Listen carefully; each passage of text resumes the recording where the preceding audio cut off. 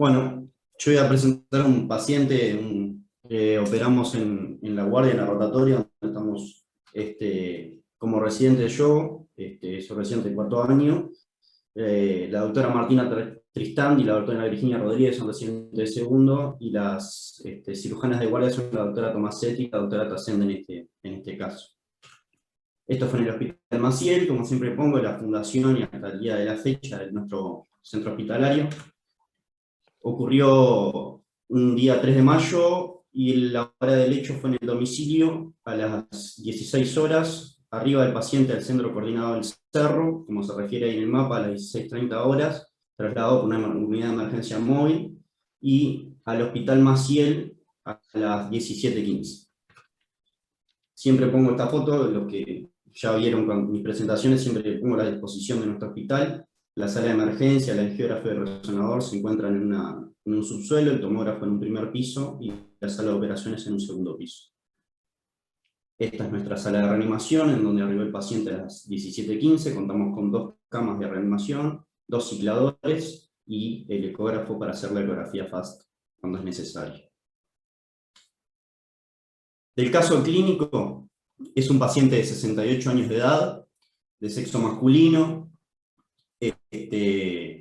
La hora del hecho, perdón, fue a las 16 horas, de arriba a las 17:15, como habíamos nombrado. El mecanismo es una herida de arma blanca con una amoladora, es cefalocaudal, como se muestra en la flecha, ahí más o menos como quise representarlo, cefalocaudal y de medial a lateral a izquierda.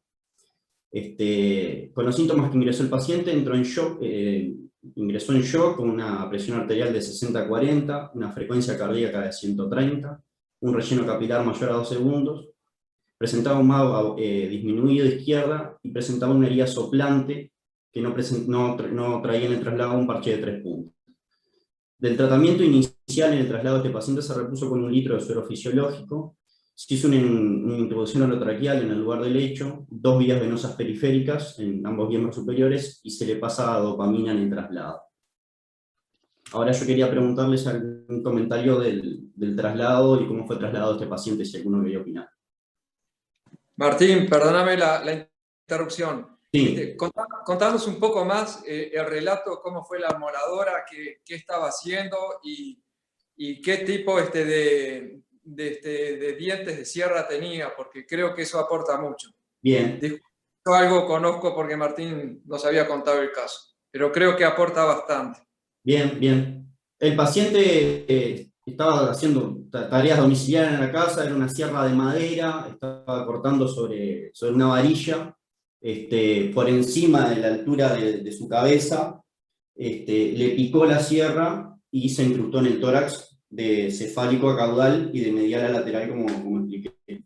Pero una sierra que no era la sierra adecuada para el trabajo que estaba haciendo, en el material que estaba usando y como dije, por encima de su cabeza. ¿Debo contestar más o menos, Pablo, la pregunta? Sí, deja ese slide, Martín, ese. Que justamente acá están la situación del paciente inicial y las condiciones de traslado. Es interesante, así que podemos discutir algunos aspectos de este traslado. Me gustaría escuchar algunas consideraciones de parte de ustedes.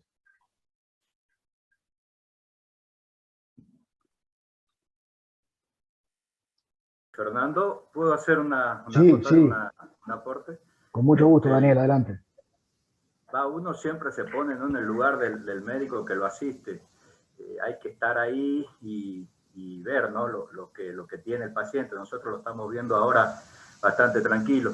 Por supuesto que sí, la oclusión en 3 puntas hubiese sido lo ideal. Desconozco el motivo por lo que no lo haya hecho. Pero yo creo que posiblemente eso hubiese mejorado bastante los parámetros clínicos del paciente. Lo que no sé es lo de la dopamina. Por ahí, al no poder pasarle más líquido o al estar el paciente muy hipotenso y no responder al litro de solución fisiológica que le pasó por ahí en el prehospitalario o en el hospital de origen, se le hizo la dopamina por ese motivo. Lo que yo no sé si no le veo ingurgitación yugular, como para descartar un neumotórax hipertensivo o algún otro tipo de de lesión que justifique la hipotensión, ¿no? Por supuesto, un tórax abierto puede llegarla a justificar, pero no sé si tanto, con 60-40 de presión, 140-130 de frecuencia cardíaca, ¿no? Mi único aporte yo creo que hubiese sido, sí, por supuesto, la colocación del parche de 3 puntas y iniciar ahí el traslado.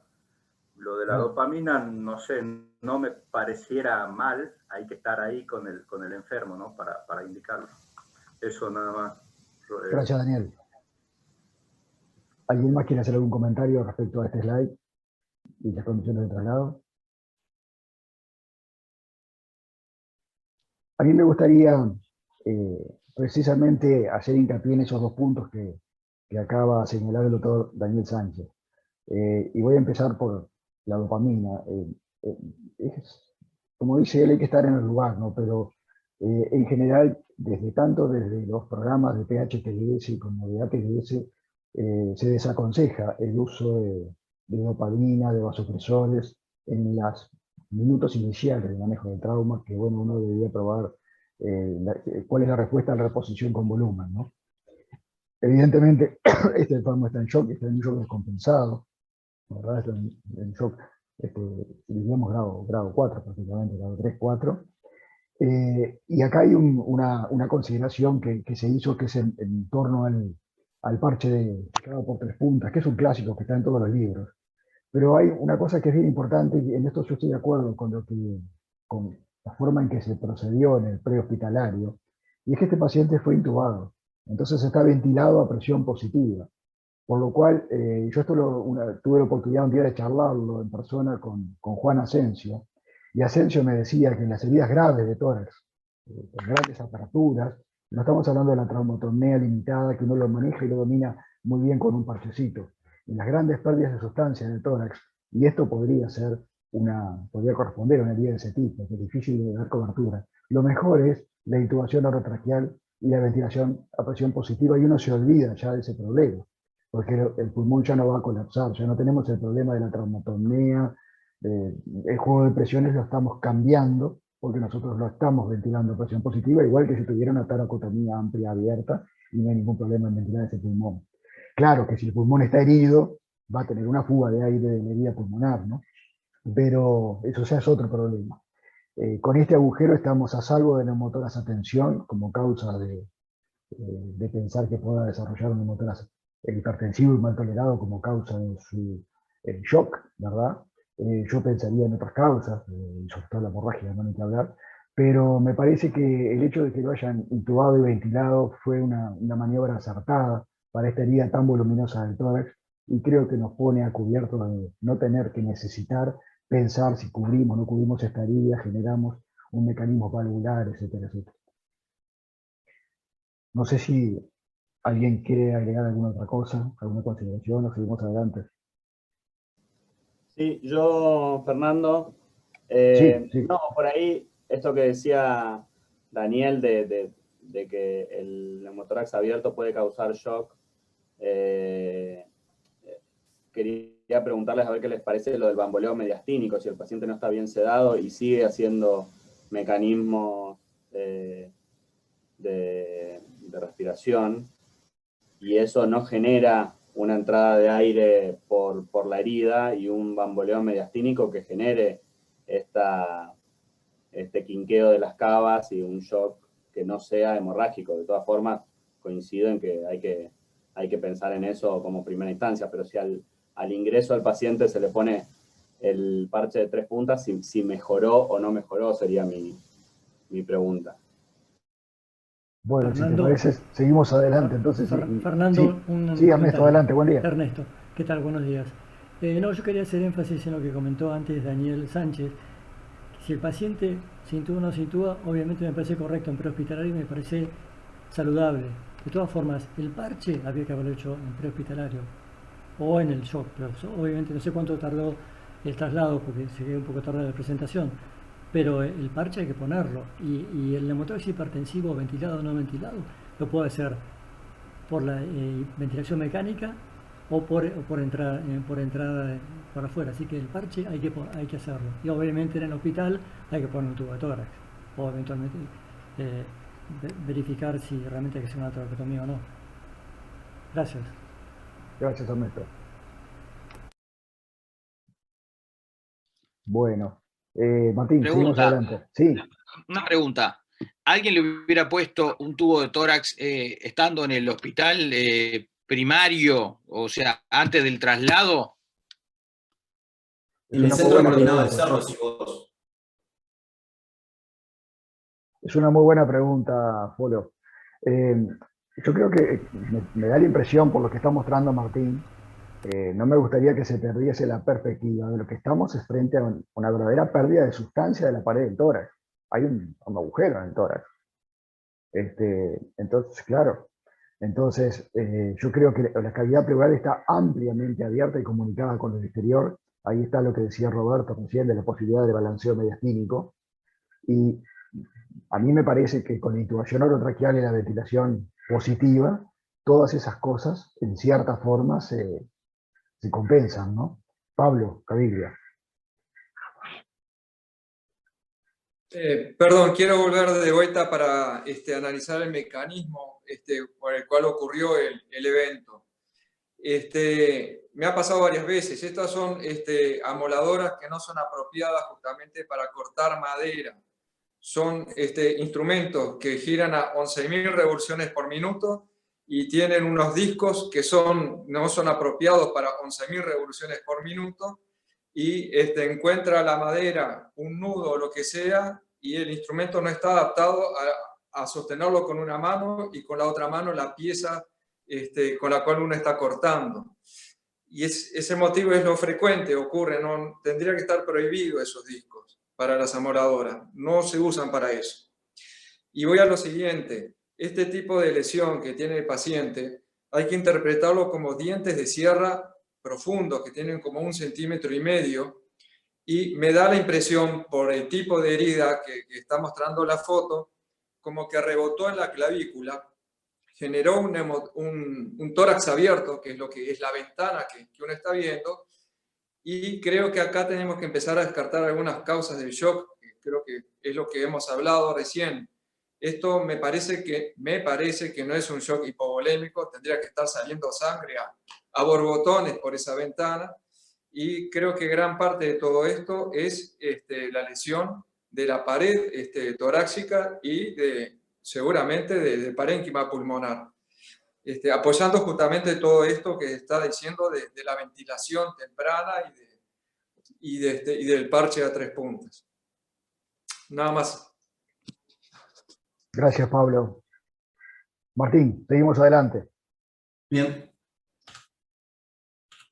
Bueno, de la valoración inicial que se le hizo en el hospital rápidamente, en el A era una vía aérea permeable y segura, con una intubación orotraqueal. En el B el paciente presentaba el mago bolido a izquierda, con la herida descrita en el emitórax izquierdo.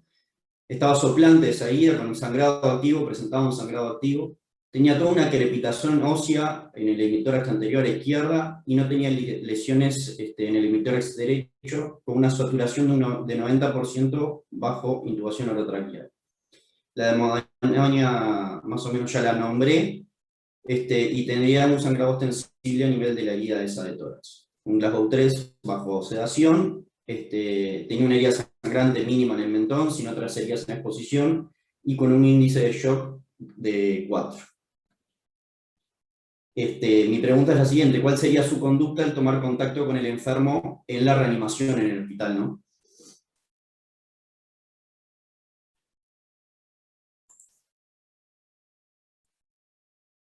Está claro, y por lo que comenta Pablo en el chat, está claro que sí que hay causas para un shock hemorrágico, ¿verdad? Porque acá hay una sección, si decimos de varias costillas, también de sus pedículos intercostales. Evidentemente hay un sangrado parietal en un área extensa a presión sistémica, para empezar. Además que puede tener otras lesiones intratorácicas, ¿no? Pero ya el sangrado parietal extenso con 45 minutos de traslado, 45 minutos después, estamos hablando de varios paquetes intercostales, bien pueden explicar la situación de shock hemorrágico. ¿Algún comentario, por favor?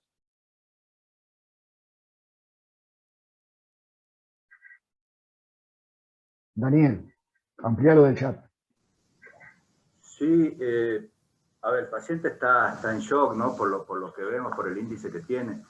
Yo, bueno, al llegar al hospital yo le pondría un tubo de tórax. Me permitiría evaluar si hay algún sangrado, ¿no? No descartemos que puede tener una lesión subclavia, aunque esté un poquito lejos de la arteria subclavia, la vena subclavia la puede tener. Y más o menos para ver dentro de qué tipo de shock estamos, ¿no? Si un shock hemorrágico o algún otro tipo de shock. Yo creo que con un tubo nos daría un poquito de información. Y por supuesto, si tenemos un portátil en la sala de guardia, le haría una radiografía de tórax, ¿no? Y de ahí ver qué conducta tomar.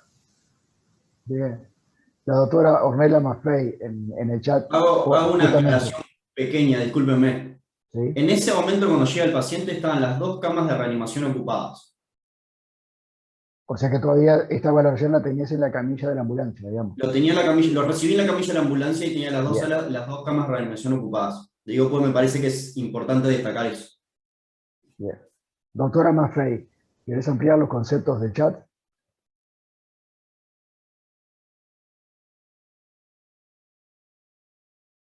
El chat dice intubación orotraqueal. Hola.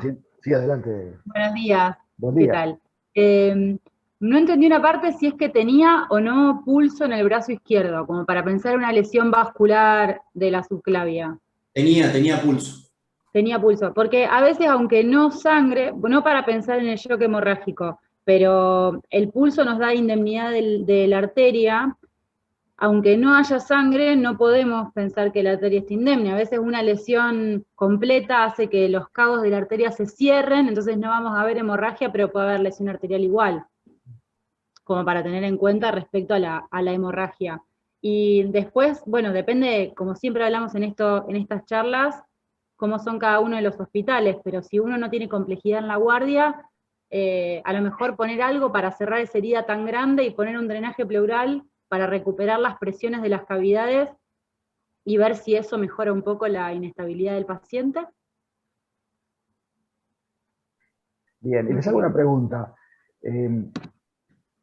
Porque muchas veces cuando nosotros recibimos otro tipo de heridas, es decir, una herida de bala en tórax o de arma blanca en tórax, y el paciente está con un shock hemorrágico descompensado o está agónico, a nadie le cabe duda que ese paciente de pronto se le coloca un drenaje pleural, se lo traslada a sala de operaciones y le hacemos una toracotomía de emergencia.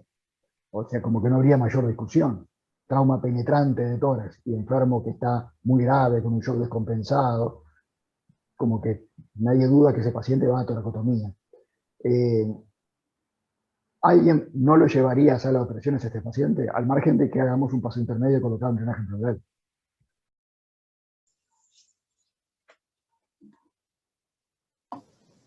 Yo, dadas las condiciones de que no hay shock room, lo llevaría al quirófano, obviamente, porque es el segundo lugar más seguro, si es que está rápido. No me acuerdo la configuración del hospital, pero si no, y tuviese el shock room, le haría la atención inicial en el shock room, le pondría el parche, el tubo de avenamiento, mientras voy preparando el quirófano y activando el protocolo de transfusión masiva. Creo que esa sería mi primer conducta. Pero bueno, también es cierto que Perfecto. es muy probable que termine la toracotomía. Bueno, contanos, Martín, ¿cómo siguió esto en la vida real? Bueno, muy bien. Fernando, ¿puedo hacer un aporte? Sí, Daniel. Mira, a mí no me cierra de que el shock sea hemorrágico todavía, ¿no? Para mí hay otra cosa desde el punto de vista ventilatorio. No sé si lo llevaría a quirófano para hacerle la toracotomía, pero no me termina de cerrar que sea hemorrágico. Por eso, bueno, a ver qué, sigamos, a ver, Martín. Vos tenés miedo que tenga un gato encerrado esto, ¿no?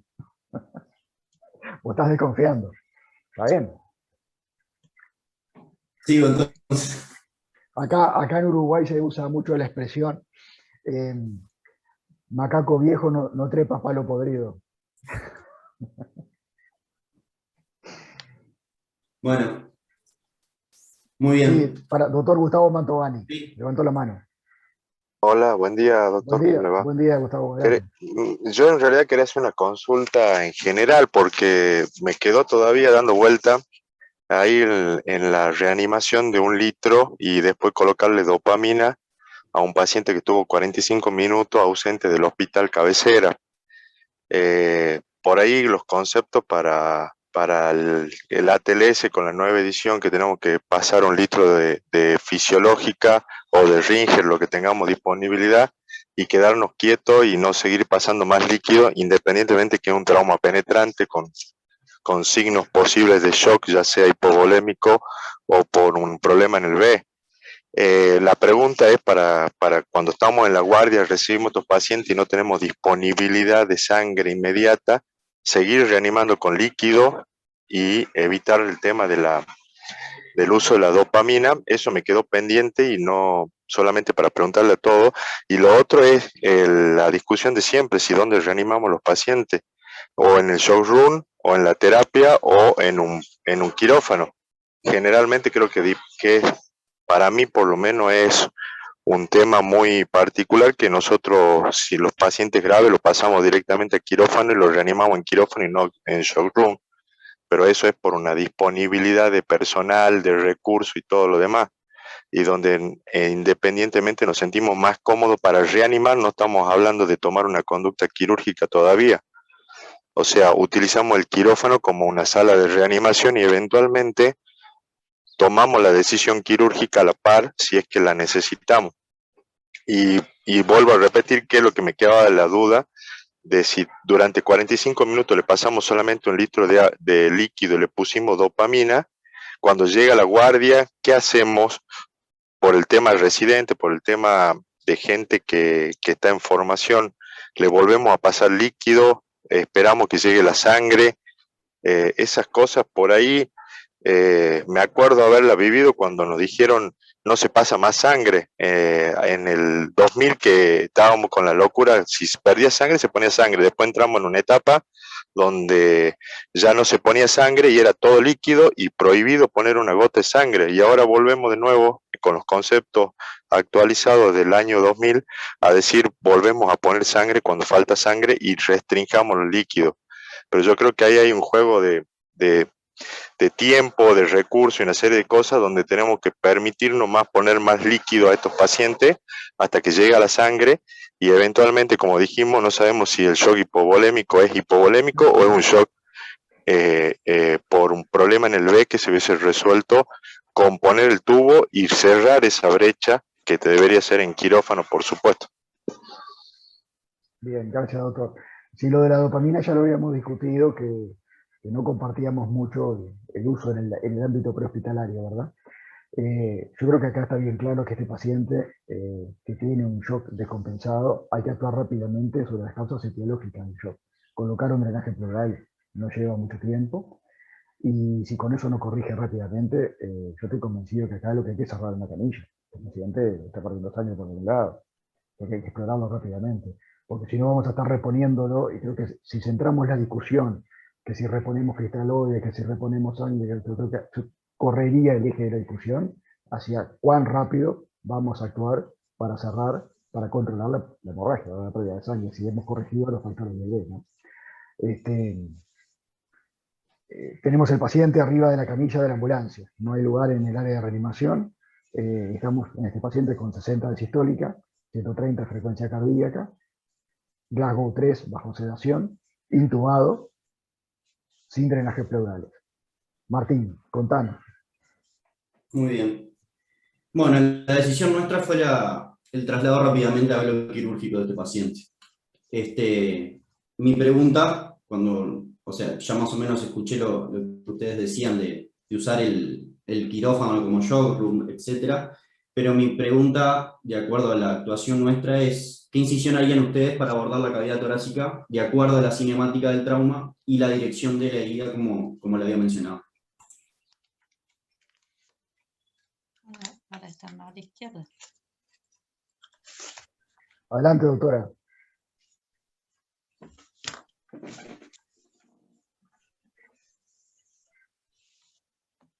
Bueno, sí me dio, porque escuché que decía algo así como torcotomía entre lateral izquierda. Yo creo que estaremos todos de acuerdo, ¿no? La toracotomía anterolateral izquierda, eventualmente la ampliamos hacia atrás, hasta la camilla del paciente, para acceder.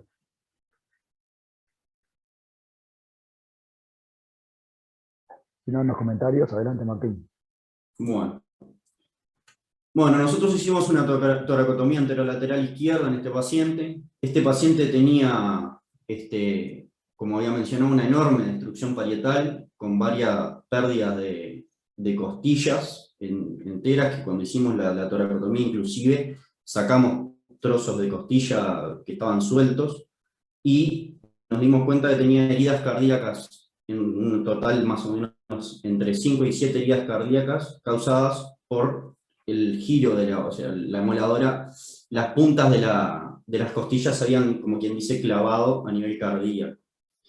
En el momento que hacemos la toracotomía, el paciente hace un paro cardiorrespiratorio. Más o menos dura unos 3 minutos, logran sacarlo de paro, y nosotros rápidamente procedimos a reparar las heridas cardíacas. ¿A qué atribuyeron ustedes ese paro, Martín? ¿Cómo? ¿A qué atribuyeron ese paro? A la hipovolemia en ese momento. Bien. A eso lo atribuimos en ese momento. Tenía 1 litro solo de suero fisiológico, habíamos pedido hemograma de clasificación, todavía no nos había llegado la sangre, ya estaba pedida, pero no nos había llegado la sangre. Hicimos la toracotomía, y en el momento que hacemos la toracotomía vemos toda esa destrucción parietal enorme con ese sangrado, y el paciente, antes de hacerle la pericardiotomía, para el intraoperatorio.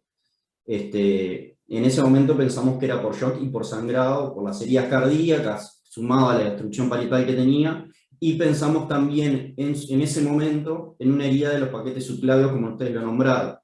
Por lo tanto, en ese momento también se procedió a llamar al cirujano vascular que estaba en el hospital en ese momento, y subió rápidamente a lo quirúrgico también, que ahora después les cuento. Pero lo atribuimos a la hipovolemia. Bien. Las heridas cardíacas, ¿penetraban en las cavidades cardíacas? ¿Todas? No, no eran penetrantes totales. No eran penetrantes totales.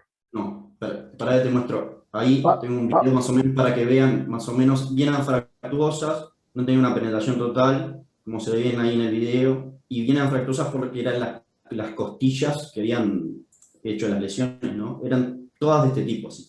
Sangrantes, pero anfractuosas, que no penetraban toda la cavidad. Bien. Lesiones de miocardio, pero que no ingresaron en la cavidad. Exacto. Laceraciones laterales. ¿Cómo, Folo? Laceraciones, eran laceraciones tangenciales al miocardio. Exacto. Pablo Caviglia, levantaste la mano. No, creo que en un paciente tan grave como esto, primera cosa, no se habla de paro cardiorrespiratorio cuando está siendo ventilado y el paciente en forma mecánica, es un paro hemodinámico. Claro. Creo que como nos enseña la filosofía de la TLS y otros cursos, hay que empezar de vuelta para atrás. Si hay un deterioro así como el que hubo, con inminencia de muerte, primero el anestesista tiene que mirar la vía aérea, si está bien ventilado el paciente, si está bien intubado, si no está obstruido, etc. Y después, obviamente, acá la parte hemodinámica creo que es bastante sencilla, porque con experiencia, uno con el miocardio en la mano, ¿no, Daniel? Uno se da cuenta si el paciente está hipovolémico o no. Y obviamente hay que reanimarlo y hay que masajearlo en forma directa, pero la hipovolemia, creo que con experiencia más o menos uno, teniendo las cavidades entre las manos cardíacas, uno se da cuenta en qué condiciones está. Digo eso porque aparentemente no hay una perforación miocárdica ni un sangrado activo de miocardio, así que, pero creo que no olvidar que la vía aérea en este momento de la urgencia, emergencia, tiene que ser revisada. Bárbaro. Roberto. Sí, no, yo quería preguntar, porque quizás me perdí, ¿encontraron mucha sangre en el tórax o en el pericardio? En el pericardio no era una enorme cantidad de sangre, lo que sí había mucha cantidad de sangre a nivel de partes blandas y toda la parte de la pared anterior del tórax por esa gran destrucción parietal que en un momento hizo la salvedad Pablo. y venía mucha sangre de lo que sería por debajo de la clavícula, por eso sospechamos en su momento también alguna lesión vascular y por eso convocamos al cirujano vascular que estaba de guardia y estaba en ese momento en el hospital. Pero a nivel intratorácico no era la gran cantidad de sangre. Cuando ustedes abrieron el pericardio no estaba taponado el corazón. No. ¿Y no pensaron por ahí hacer un clampeo de aorta previo a la rafia? Porque si la rafia no era el problema mayor. Sinceramente no. No lo pensamos. Doctor Kuster. Yo tendría en cuenta todo lo que supuestamente le hubiera perdido previamente, ¿no? Digo, en su casa, por un lado, seguramente esto es absolutamente dramático. Por un lado, ese dato no lo tenemos. Y durante cuánto tiempo estuvo en el centro secundario, y ahí también estaba sangrando seguramente, y durante el traslado, o sea, en 45 minutos, 1 hora desde el evento, o sea, acá el enfermo debe haber perdido más de 1 litro de sangre seguro, más lo que ustedes encontraron en el intraoperatorio, o sea, y el estado de shock con el que llega, o sea, un estado de shock casi grado 4. O sea, me parece que esto es hipovolémico de entrada, ¿no? Doctor Kuster, ¿alguna consideración de este paro al inicio de la inducción anestésica? Hola, sí, ¿cómo están? Disculpen que estaba escuchando, la tenía por la mitad porque estaba despertando un paciente. Ahora ya estoy libre. ¿El paro, qué tipo de paro fue? Como decía Pablo, son paros hemodinámicos, ¿no? Sí. Respiratorios. Sí. Pero de cualquier manera, ¿cómo fue el paro? ¿Fue una actividad eléctrica sin pulso? En asistolía sí, una actividad eléctrica sin pulso. En asistolía. Sí. Es más que actividad eléctrica sin pulso, no tiene actividad eléctrica. Exacto. Y descartaron el derrame pericárdico, que no tenía taponamiento cardíaco. No tenía derrame, no tenía taponamiento. ¿Y cómo, además, Martín, a decirme cómo fue la secuencia del paro? ¿Que lo pasaron a Block? Lo pasamos a Block, se monitoriza el paciente, se conecta al carro, se hace la toracotomía y en el momento que hicimos la toracotomía, cuando pusimos los separadores, el paciente paró. Bueno, está. Ahí se pueden sumar cosas, ¿no? Por el paro. Porque seguramente no haya tenido un bajo nivel de bloqueo para de anestésico, o sea, menos anestesia, menos hipnótico, y también puede ser reflejo también eso, el paro ese. Martín, ¿tenés la ficha anestésica para mostrársela a Federico ahí? Mirá, Federico, la ficha. Aquí tenés la ficha anestésica. La ficha anestésica. A ver, no, Propofol 500 no le deben haber hecho. Un paciente medio shock no le van a hacer 500 Propofol. Bueno, eso es una de las razones por las cuales... Esta es una de las razones, Federico, una de las razones por las que te invité al Ateneo, justamente. Porque yo quería tener tu opinión respecto justamente al uso del Propofol en un paciente que está en un shock hemorrágico grado 4, como droga de inducción. Hola, no voy a hablar nunca de un colega que no sé cómo es la No es para que hables del colega, es para que hables de las drogas. Nada, de drogas, ustedes ya lo saben, el Propofol es una droga hermosa, la amamos, la usamos todo el tiempo, ustedes la usan incluso para la cardiovasculación eléctrica o para procedimientos a veces que requieren una sedación mínima, también se usan, pero en un paciente shockado, en este grado de shock, el Propofol tenés que sacarlo de la sala, no se usa. No lo podemos usar porque lo va a terminar matando al paciente. O sea, ese paciente que ya venía en shock, incluso con bajas dosis de Propofol, el paciente va a tener una vasodilatación más marcada y va a tener una cardiodepresión también. Entonces, por los dos lados no va a complicar el shock. No es la droga de elección en estos pacientes. De hecho, creo que no hay que hacer la inducción a estos pacientes. Ya venía intubado, ya venía ventilado, había que una mínima sedación con la droga más estable que tenemos nosotros, que es el fentanil, o sea, los opiáceos. Ahora tenemos escasez de fentanil en todos lados, pero bueno, su alternativa, opiáceos, y si hay que usar un hipnótico, es el etomidato, la droga de elección, o la ketamina. Pero Propofol no. Igual me llama la atención que hayan usado sufinicolina también. Sí. El paciente estaba intubado, ¿no? Sí, estaba intubado. Y eso es lo otro. La sucinicolina, tú la conoces, el taqui, la de taquiflexin, es una droga de relajante muscular de acción rápida. excelente también para la inducción en secuencia rápida en un paciente de emergencia, pero una vez que ya está intubado no tiene ninguna función, porque también puede generar alteraciones del potasio, puede favorecer la aparición de arritmias, que no fue el caso de este. Entonces, pero no, tampoco sería una droga de elección en estos casos. Estos pacientes, más que anestesia, tienen que hacer reanimación. La anestesia es, nuestro título es anestesita y reanimación. Y en este paciente es reanimación. Es reanimación con ustedes, ¿no? Lo que ustedes están viendo, qué nos está faltando. Lo que decía Pablo, ustedes tienen el corazón en la mano y nos dicen, vos, está hipovolémico o no se está contrayendo, entonces le hacemos, si requiere, inotrópicos. O sea que es una interacción continua para ver, estos pacientes no, propofol no, fenicolina no, y si la reanimación. Sé que no sé, algo más, no sé qué. Hay otro aspecto ahí que está en la ficha que no tiene que ver con, no es una decisión del anestesista, por supuesto. Es una realidad de los hospitales, a veces que suceden así. Y es que, si ustedes observan, se le pasa un volumen de glóbulos rojos. Entonces estamos frente a un enfermo que llega en un shock, que ahora sabemos que es predominantemente hemorrágico seguramente, si bien puede haber coadyuvado también lo cardiogénico en el corazón que tiene varias heridas a nivel de miocardio, pero yo creo que lo hemorrágico ha incidido muchísimo, en donde, y esto nos ha pasado muchas veces, tardamos mucho en iniciar la reposición de hemoderivados, ¿verdad? De hemocomponentes. Plasma fresco, glóbulos rojos, plaquetas, y eso repercute indudablemente en que es la biología del shock, diría yo, ¿verdad? Roberto. Sí, no, justo, iba a decir eso, Fernando, y un poco también que había un comentario en el chat sobre la demora a la transfusión y algo que está medio de moda ahora, que es la circulación primero.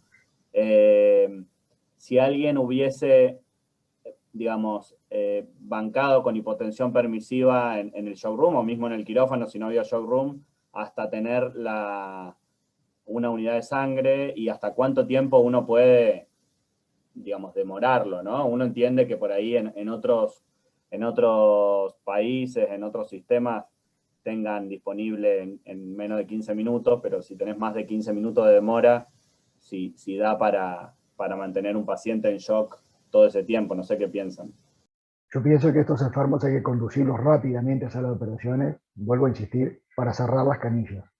Si no, nada de lo que hagas en la reanimación, en el shock room, así le pases sangre, inicies tu protocolo de transfusión masiva, pero te quedás ahí con una pérdida sanguínea que no estás deteniendo, este enfermo no va a evolucionar bien.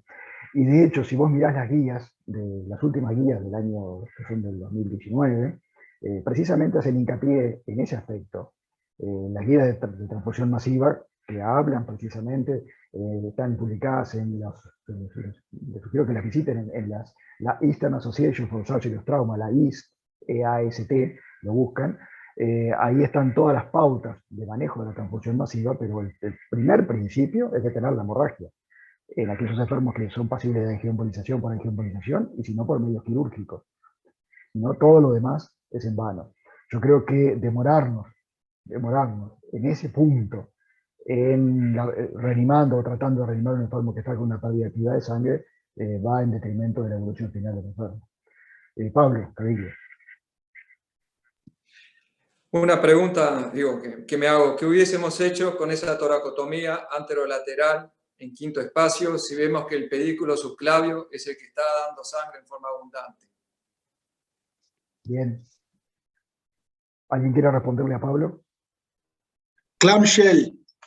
Nosotros en ese momento, yo por eso puse, perdón que la interrupción, por eso lo puse ahí, cuando nosotros vimos que después de reparar las heridas cardíacas, seguía el paciente en shock, seguía sangrando, y veíamos que el sangrado venía de arriba hacia cefálico, y estaba viniendo el cirujano vascular en ese momento, decidimos hacer una esternotomía en ese momento. Lo que hicimos fue una esternotomía y una incisión, yo sé que es controversial, tipo trapdoor, y no hicimos un clamshell, porque la idea era llegar más arriba, que no estábamos llegando con la toracotomía. Ya tenía esa destrucción parietal arriba y decidimos hacer una esternotomía.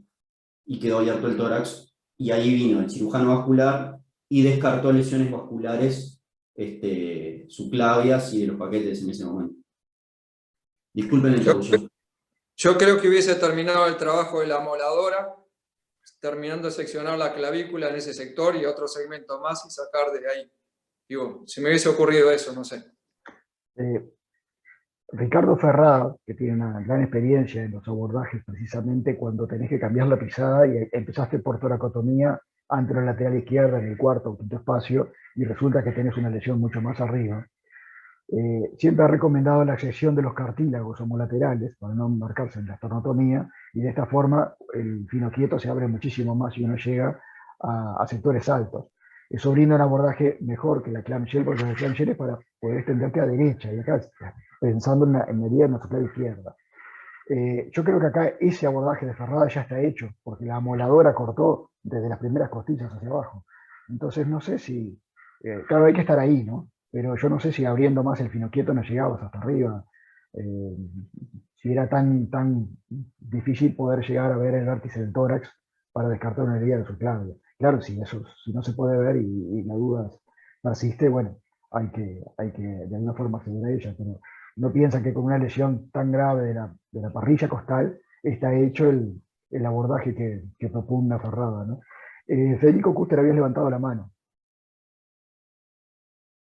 No, era lo que habían dicho anterior, eso de estos pacientes, yo no entiendo mucho, porque sí me pasa lo mismo, ¿no? Yo ya no trabajo en el Maciel, pero los pacientes que vienen todos de la zona oeste van primero al centro coordinado del Cerro y después a Maciel. No sé por qué no se organiza para que vaya. Estos pacientes tienen que ir directo al Maciel porque lo tienen que salvar ustedes, tienen que ir a block rápidamente este paciente. No hay nada que podamos hacer ni en puerta de emergencia ni en el centro coordinado del Cerro.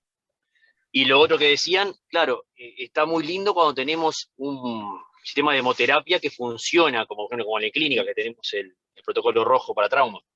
Pero en el Maciel, cada unidad hay que hacer un trámite para cada unidad de sangre. Entonces es complicado y terminas haciendo cosas malas. Le haces más suero y favoreces todo lo que sabemos después de la coagulopatía, o terminas haciendo vasoconstrictores para mantener la hemodinamia. Es complicado, porque esas pautas de la cerveza están muy buenas, pero si no tenés hemoterapia, es complicado. Claro. Una consulta, ¿les avisaron que iba a venir este paciente y cómo? Nos avisaron que venía un paciente, la comunicación fue, viene un paciente en clave 1 con herida penetrante en tórax. Eso nos avisaron a las 4 de la tarde, hasta las 5:15 no llegó. Entonces, no sabíamos qué tanto era el clave 1, qué tanto era penetrante. Nosotros teníamos todo preparado, el bloque quirúrgico estaba avisado, estaba todo avisado, estaba hemoterapia también avisado, pero claro, el traslado fue enorme para después lo que terminó siendo el paciente, ¿no? Y lo que requirió. Pablo Cantileno, levantaste la mano. Hola, ¿qué tal? No, era con respecto al abordaje que habías dicho, Fernando, porque el clamshell, digo, habían abierto el esternón en forma transversal. Si vos amplías, tenés un buen acceso a la parte. Yo sé, esa incisión que vos dijiste de Ferrada está muy buena, yo la he hecho en el Pasteur, seccionando, pero no es mucho más anatómico después para la reparación, digo, un tema de después de cierre. No, es porque ya la tiene hecha, digo yo, porque ya la moladora le hizo la incisión, para aprovechar eso. No, bueno, yo preguntando y un poco preguntando y afirmando, digo, el clamshell te levanta, sí, te podés llegar. Sí, sí. ¿No? Sí, sí. No. Martín, adelante. Bien, por ahí vi una pregunta si teníamos gasometría. Gasometría se hizo en el momento, no la conseguí porque se hace con el gasómetro y con esto de las historias clínicas, por el tema del protocolo COVID, se ve que se perdió la gasometría, por eso no la adjunté, simplemente por eso. Esa aclaración nomás. Bueno, adelante. Bueno, el paciente, después de descartadas esas lesiones, se repara el tórax. Ahí son las lesiones, o sea, pudimos cerrar la esternotomía, cerramos la toracotomía y cerramos la brecha superior.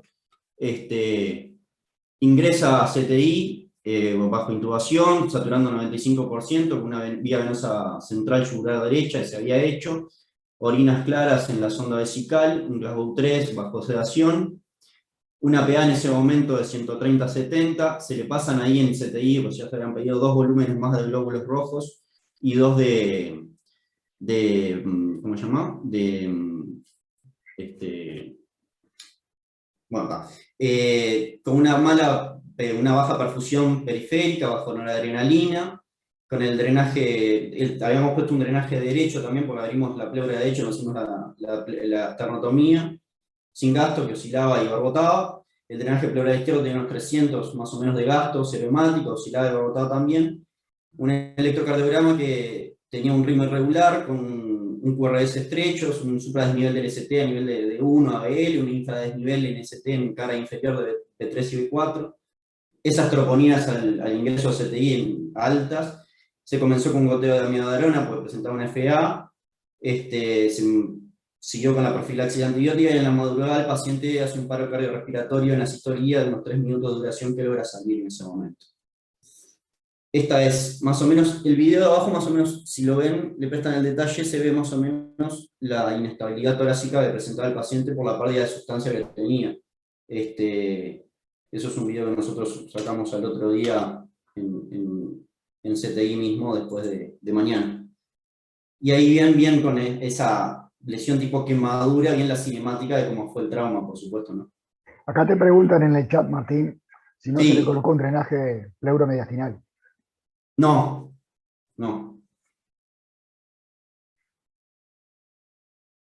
Pleural sí. Sí, dos drenajes pleurales, uno izquierdo y otro derecho. Bien.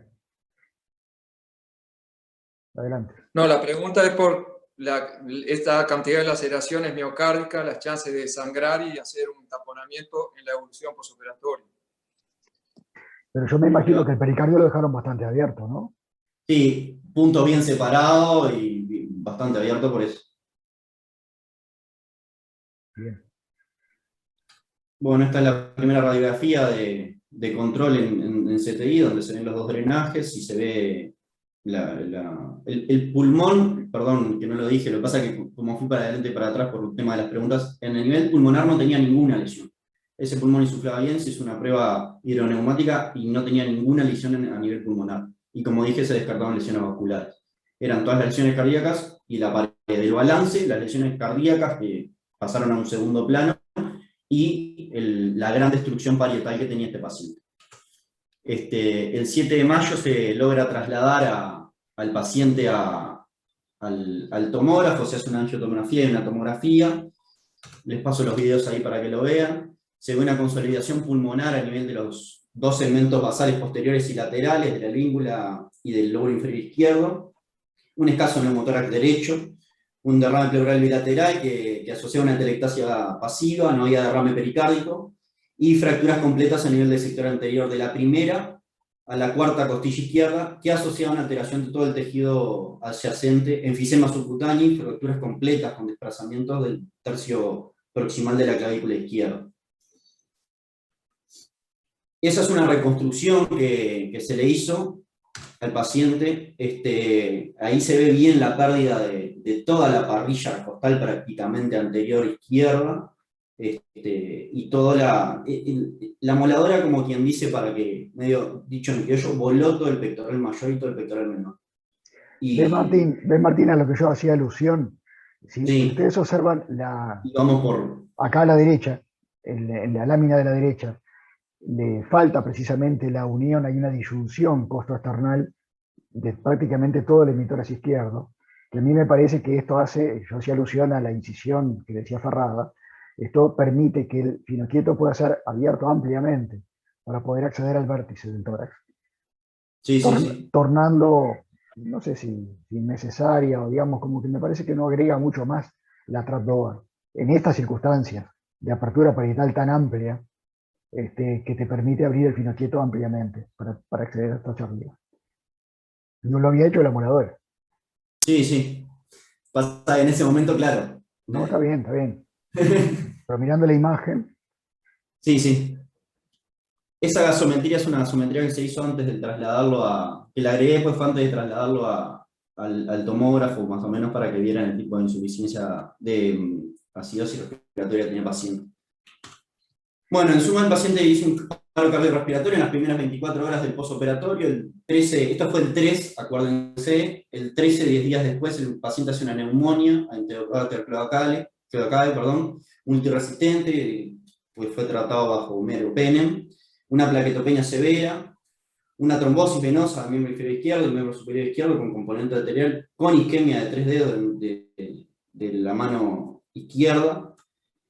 Se hace un ecocardiograma transtorácico el 12 de mayo, que en suma lo que tenía era alteraciones sectoriales en ventrículo izquierdo, y un derrame pericárdico que era muy leve, y las válvulas cardíacas estaban funcionantes con una FEBI de 35%.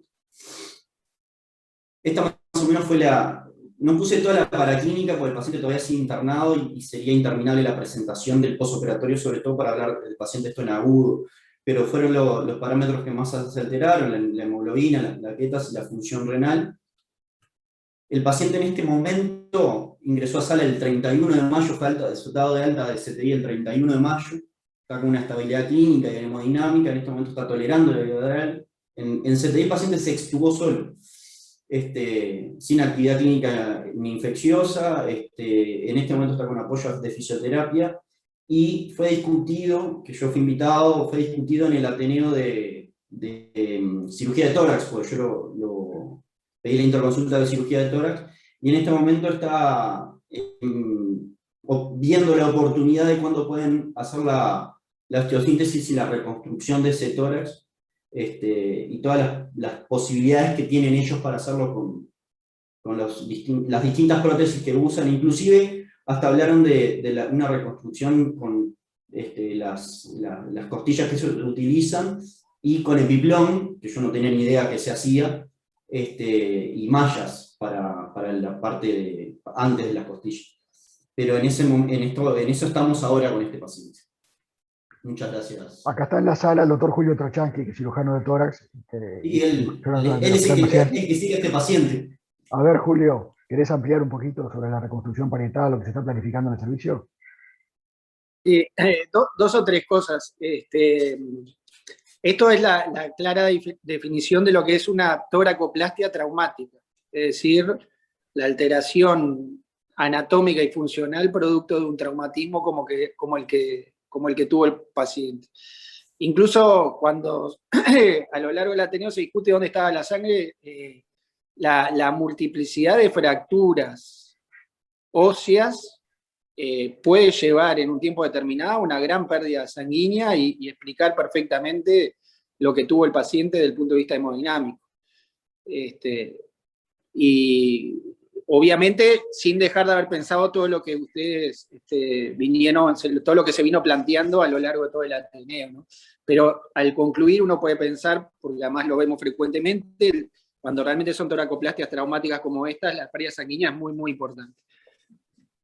Lo otro, si me dejas decir antes de lo otro, obviamente que en este paciente nunca se hubiese, dentro de las indicaciones de las fijaciones costales cuando hay traumatismos de este tipo, la necesidad de una toracotomía es una de las indicaciones de fijar en el mismo momento. Por supuesto que en este paciente nunca hubiera estado indicada por la situación en la cual se encontraba el paciente y que de ninguna manera habilitaba la realización de un procedimiento. Pero en otros pacientes, en otras condiciones, cuando hay multiplicidad de fracturas y hay que hacer una toracotomía, es uno de esos momentos en donde está indicada fijarla en la misma cirugía.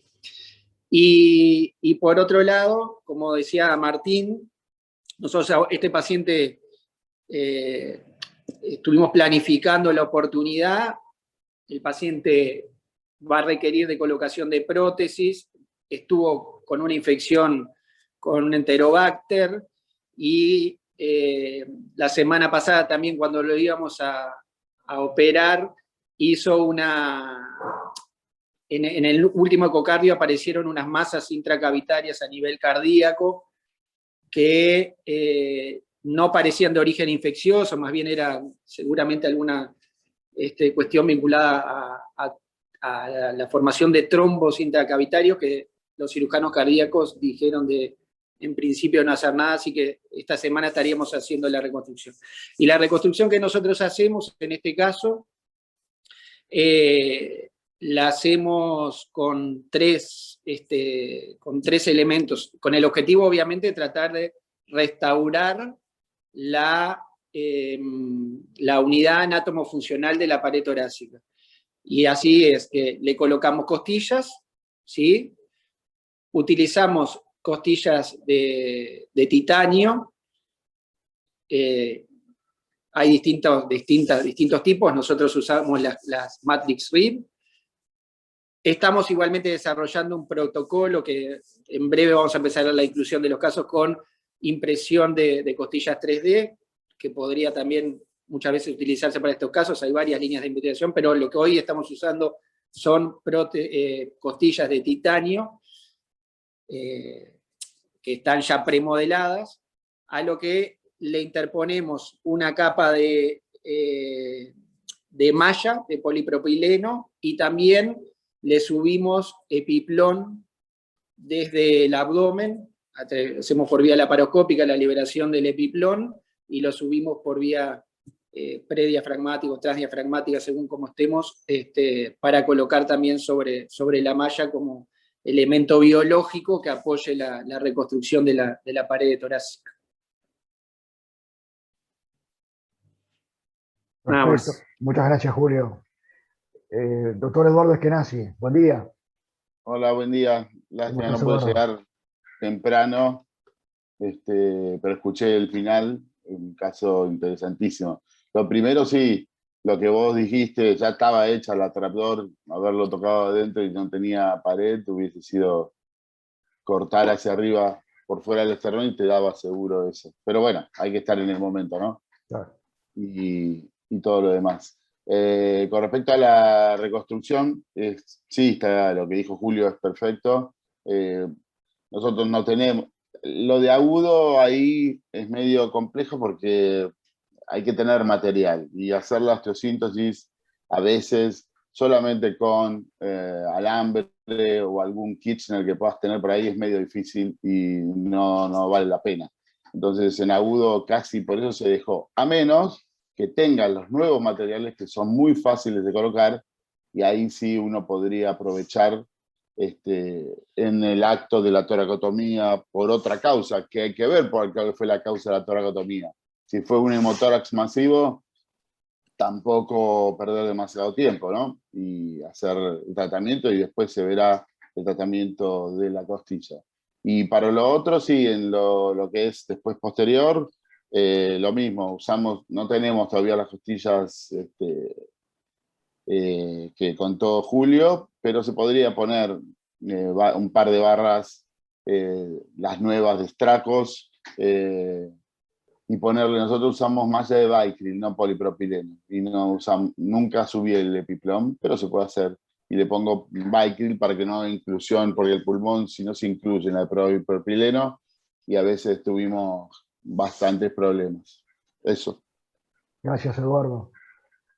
Pablo Caviglia. No, un detalle de lo que estaba contando Martín de la famosa autoestubación. Se llama autoestubación o estubación no planificada, que esto habla primera cosa de un estado de conciencia del paciente. Son pacientes que en general están en un periodo de destete, que nosotros vamos a estubarlo en forma planificada, pero esto es no planificado, es algo impredecible. Ocurre en una situación en general de pacientes que están excitados, de pacientes que no están fijados las manos a la camilla, y por eso se autoestuban. Se autoestuban porque ellos también sienten que ventilados a veces están peor que si estuviesen algo instintivamente. Mejor que ventilando al aire. Y por eso es que hay muchos trabajos que estudian la autoestubación y el fracaso de la misma, y hay un porcentaje muy importante de estos pacientes autoestubados que no vuelven a ser ventilados. Quería dar el concepto que autoestubación no es igual a fracaso, no siempre, y no siempre es igual a sedarlo y volverlo a intubar. Hay que revalorar la situación, y como este paciente ocurrió, no fue ventilado nuevamente. Perfecto, muchas gracias, Pablo. Bueno, ¿algún otro comentario? Bueno, si no hay más aportes que realmente han sido variados y muy buenos, yo les agradezco. Creo que ha sido un excelente caso, te felicito, Martín. Estuvo muy lindo, muy bien documentado el caso. Muchas gracias. Hemos aprendido todos acá. Y les agradezco a todos los comentarios que realmente son una oportunidad de aprendizaje formidable. Así que si están de acuerdo, seguimos con el segundo caso. Roberto. Vamos. No, muchas gracias a todos. Sí, si me dejas compartir. Ahí está. A ver, ahí vamos.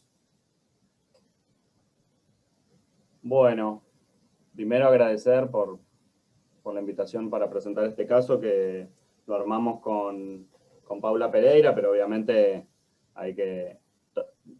Todo el equipo, los residentes, los médicos de staff, personal no médico, intervino en la atención del paciente, así que obviamente que ellos también están involucrados.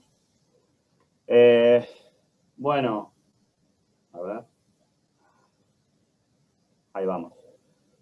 No, una antes. Esto sucedió en nuestro hospital, en el Simplemente Evita de González Catán, que queda en La Matanza, a 30 kilómetros de la capital federal, en Buenos Aires. Es el partido más poblado, con un área de influencia de más de 1 millón de habitantes, de bajo nivel socioeconómico y de escasa cobertura de salud. Los recursos del hospital es un hospital zonal de 300 camas, con 15 camas de terapia. Ahora, bueno, se ampliaron por el tema del COVID. Tenemos cirugía a las 24 horas, tomografía. No tenemos subespecialidades de guardia, tenemos hemoterapia y no hemodinamia. Como para que tengan una idea aproximada de dónde estamos parados en el caso. Estas son nuestras estadísticas. Tenemos entre 400 y 500 pacientes traumatizados que se internan por año, con un 15 o un 20% de traumas graves. Bueno, está una mortalidad del 10% total, pero en los traumas con un ISS mayor a 15 llega al 40%. Y bueno, la edad son pacientes jóvenes, la mayoría masculino, en general sin cobertura, y fíjense que nosotros manejamos un porcentaje amplio de agresión interpersonal en los casos de trauma. Así que esa es nuestra estadística, básicamente un poco reflejando que no hay un sistema de trauma establecido, de concentración de pacientes graves en general en Buenos Aires y en particular en nuestra zona. Ahora sí vamos al caso clínico. A las 3 de la mañana llega un paciente, hombre de 27 años, con una herida de arma de fuego en tórax, con orificio infraescapular derecho, de 40 minutos de evolución. Viene por sus propios medios, con estos signos vitales: lúcido, con una frecuencia cardíaca de 78, una tensión arterial de 140/70, 18 de respiratoria, un Glasgow de 15 y saturando al 95%, hipoventilación en hemitórax derecho y un FAST negativo. Esa fue la evaluación inicial. Y armé unas preguntas que me gustaría que vayan respondiendo en forma virtual. Le voy a pegar en el chat. Disculpame, antes de las preguntas, yo te voy a hacer una pregunta a vos, para aclarar. Capaz que hay más gente que tiene más dudas acá. Cuando vos decís FAST negativo, ¿te referís a FAST abdominal, o el IFAST extendido a tórax tampoco mostró neumotórax o hemoneumotórax? FAST, el FAST clásico, ¿no? O sea, me está refiriendo a fase en abdomen, FAST. Abdomen y pericardio. Por eso, claro, sí, los 4 puntos. Claro, los 4 puntos. Bien. Así que bueno, no, IFAST no, fue un FAST convencional, vamos a decir. Así que si quieren ir votando, así vamos viendo qué es lo que harían ustedes. Pero hay que entrar con esa aplicación. Sí, con esa sí, dirección. con ese link, lo puse también en el chat. A ver, la cuestión acá es... ¿Podés Perdón. poner un poquito de nuevo el paciente? Claro, claro. Está el resumen ahí a la derecha, pero... Ah, no, está bien, no lo veía, está perfecto. Dejalo nomás que ahí arriba está todo, perfecto. No, básicamente es algo de todos los días, ¿no? Es este paciente que tiene un neumotórax o un hemotórax simple y ¿qué hacen ustedes en la práctica habitual? Los manuales dicen de que hay que poner un tubo de avenamiento pleural por ahí en la sala de emergencias, pero bueno, esta cuestión de trasladarlo a la sala de radiología o eventualmente hacer venir a los radiólogos para un portátil para confirmar la lesión, o lo hacen directamente al drenaje pleural. ¿Qué piensan ustedes? Esa es un poco la pregunta, ¿no? ¿A radiografía o tomografía? Así que bueno, a ver, voy a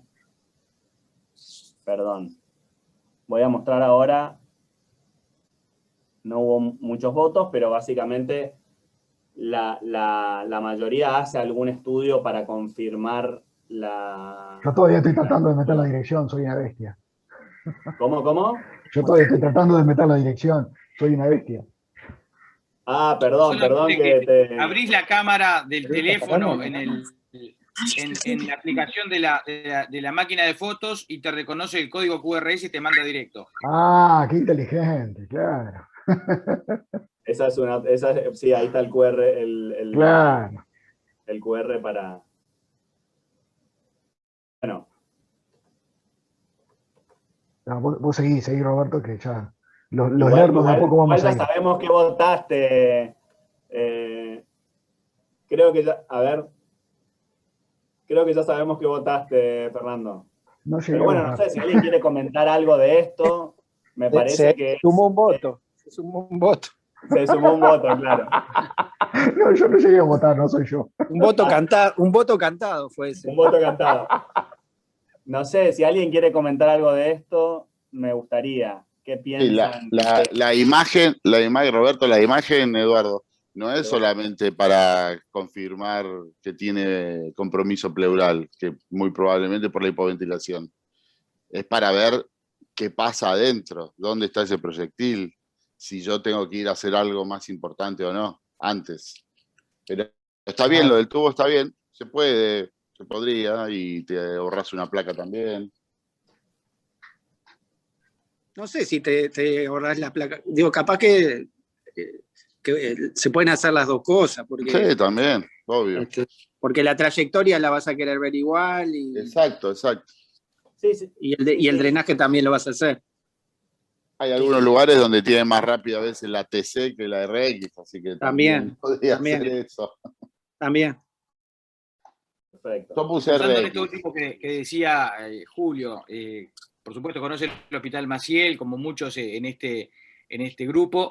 Es muy fácil y la disponibilidad de tomografía en el Hospital Maciel, sabiendo que el enfermo está totalmente estable, ¿no? Y estamos a un piso del bloque quirúrgico y a un piso de la sala de reanimación. O sea, llega a reanimación, sube al tomógrafo, hay disponibilidad, se hace la tomografía y sigue a la sala de operaciones para colocarse el tubo. Perfecto. Bueno, si no hay otro comentario, continúo con el caso, que es un poco largo y estamos pasados de tiempo. Adelante. Nosotros hicimos la radiografía, no es buena la placa, pero se ve acá una línea pulmonar con un neumotórax grado 1, probablemente un hemotórax también, porque hay un poco de velamiento. En este caso... Espera. Velamiento. ¿Fue acostada la placa? Sí, hay una trampa acá, pero echado la TLS.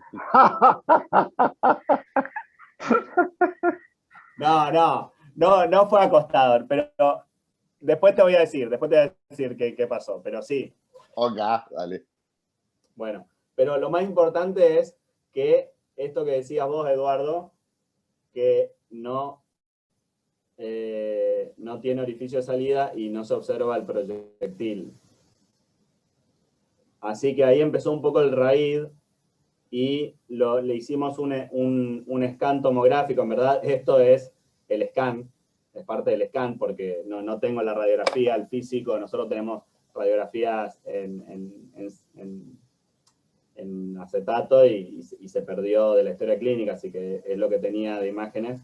Pero básicamente le hicimos scan tomográfico de todo el cuerpo, a ver dónde estaba el proyectil, y no estaba en tórax, no estaba en abdomen, en cuello tampoco, porque, bueno, no tengo esa imagen, pero no estaba. Y aparece acá, aparece en el hueco popliteo. Y no tiene heridas viejas, o sea, es el proyectil este. No me estás haciendo trampa. No tiene heridas viejas.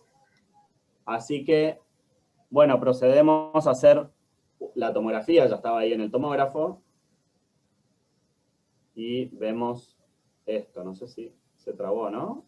O sí, está detenido, pero se ve un hermoso neumotórax ahí. se ve, voy a repetirlo de vuelta, se ve un hemotórax laminar, no se ve un hemomediastino. Y se ve este trayecto del proyectil que va directo hacia el corazón. Este es la fase con contraste endovenoso, donde se ve lo mismo. Voy a repetir porque va rápido. Pero básicamente no se observa extravasación del contraste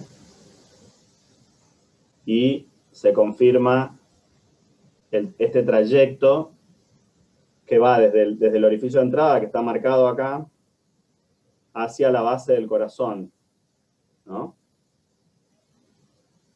Continuamos con este otro estudio acá abajo, que es darle contraste hidrosoluble y hacerle un TAC para ver a ver si había alguna lesión esofágica.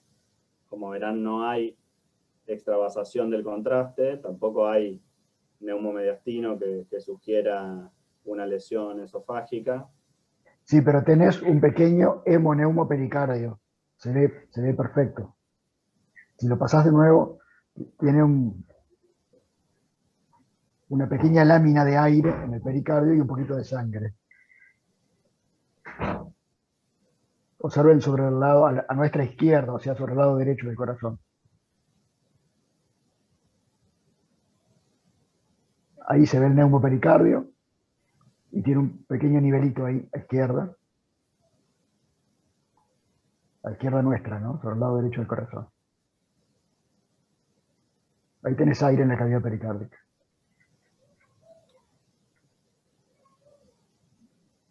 Bueno, ahí, ¿no? ¿Eso? Sí, eso. Bárbaro. Le repetimos entonces fui para atrás. Le repetimos la ecografía y lo que bueno, evidenciamos esto que decís, Fernando, de un pequeño derrame pericárdico. Sí. Esto estamos hablando a la madrugada, no es un ecocardio formal. Está hecho por cirujano de urgencia. Así que bueno. Y esa bandita blanca que ves adelante es el aire, no es el diafragma. Eso que estás viendo ahí es el neumopericardio también. No solo se ve el derrame, sino que en la parte anterior ves una línea blanca bien refringente. Ahí apareció. Okay. Eso es el aire.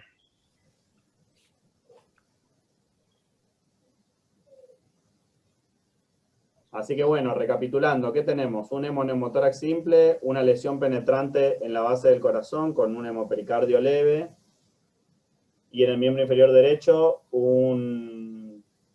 una embolización e impactación del proyectil en el hueco popliteo sin pulso distal. El paciente seguía normal hemodinámicamente. Y mucha suerte. Y mucha suerte, obviamente. Por supuesto que mucha suerte. Un sobreviviente. Para el paciente, pero bueno, para el equipo que lo estaba tratando, no sé si tanto, porque hay muchas dudas, ¿no? Cuando uno trata a estos pacientes. Y quería preguntarles, a ver, a ustedes qué harían, ¿no? Con este caso, sobre todo, primero con el tórax y después qué harían con los miembros, con el proyectil embolizado. Ahí tenemos el link para que puedan votar. Yo lo conozco el caso, así que no voy a votar. Sí, No, votá igual, porque probablemente pienses distinto, Eduardo.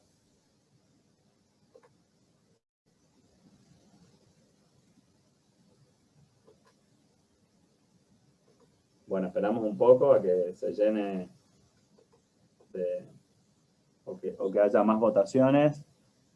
Yo no sé qué están viendo ustedes, en verdad, porque yo estoy navegando acá de una ventana a la otra, pero... Bueno, pude votar, ¿eh? Pudiste votar, bien, vamos. Vamos. Ahí esperamos un poquito más, se está poniendo divertida la cosa.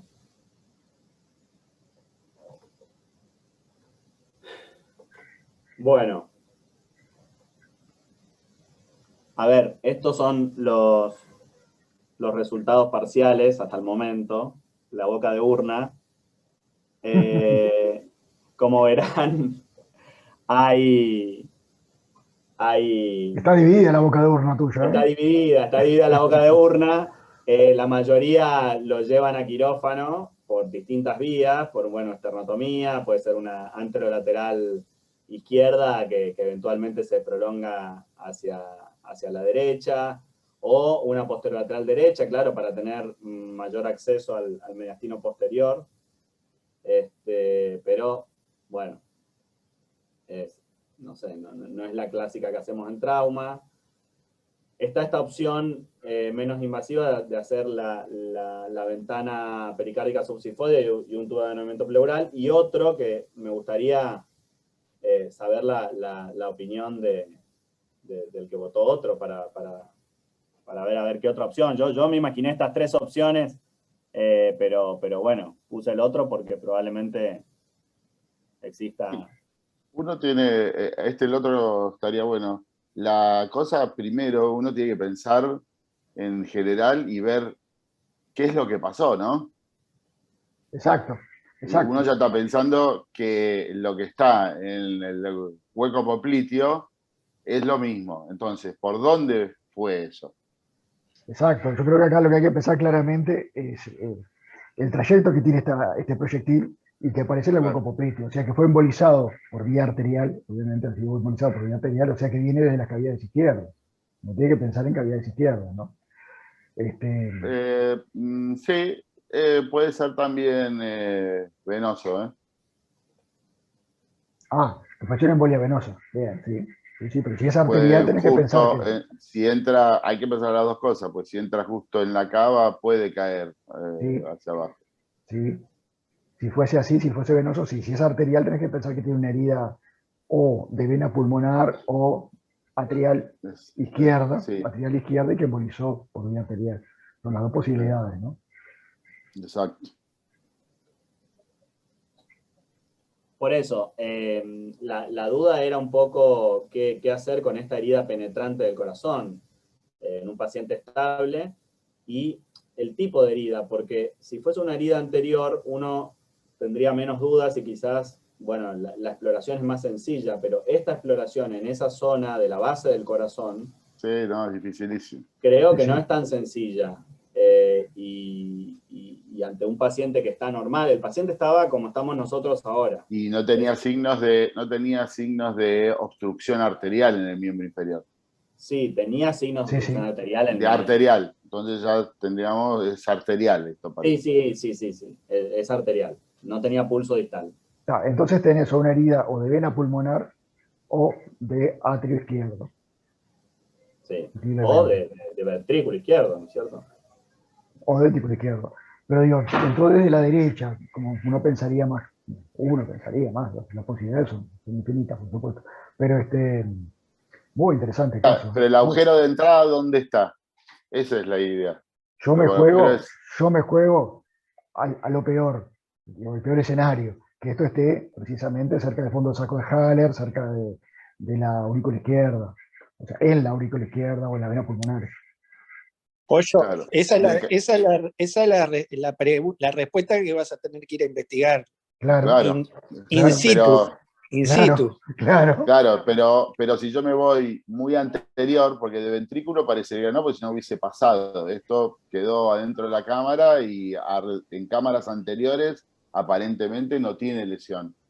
Y parece ser de cámaras posteriores. Entonces, para plantear la cirugía, me iría a alguna cirugía que me permita mejor cámara posterior inferior, alguna incisión que me permita mejor abordaje de eso. Abordajes anteriores está complicado, una esterotomía me parece algo complejo. Claro. Pero bueno, el tema es, el planteo es la dificultad del abordaje en esta zona ante un paciente que está completamente normal y que la verdad el FAST, la ecografía pericárdica no revelaba gran hemopericardio y, bueno, tenía el antecedente de este FAST negativo. Está bien que es operador dependiente y momento dependiente, ¿no? Sí, pero tenés una tomografía que muestra un hemoneumopericardio. Tenés una lesión. Tenés una lesión. Bueno, yo les muestro qué hicimos nosotros.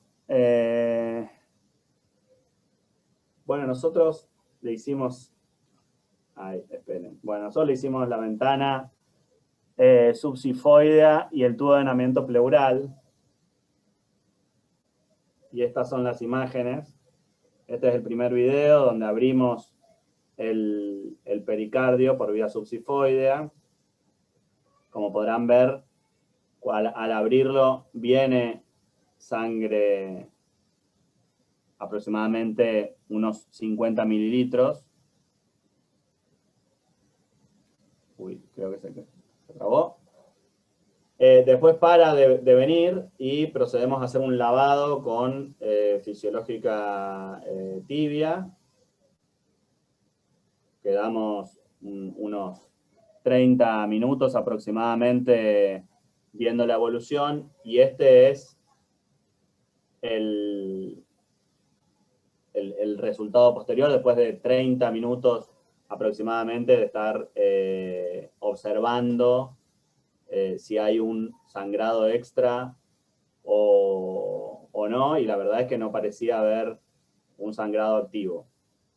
Así que lo que y aplicaste el protocolo de Sudáfrica y de Cali. Claro. A propósito, el tubo de drenamiento pleural vino menos de 100 mililitros hemático oscuro, así que no vino más que eso. Y bueno, le dejamos un drenaje pericárdico para el control posterior. No sé si alguien tiene algún comentario o sigo. Perdón, buen día. ¿Puedo hacer un comentario? Buen día, Guillermo, claro, sí, sí.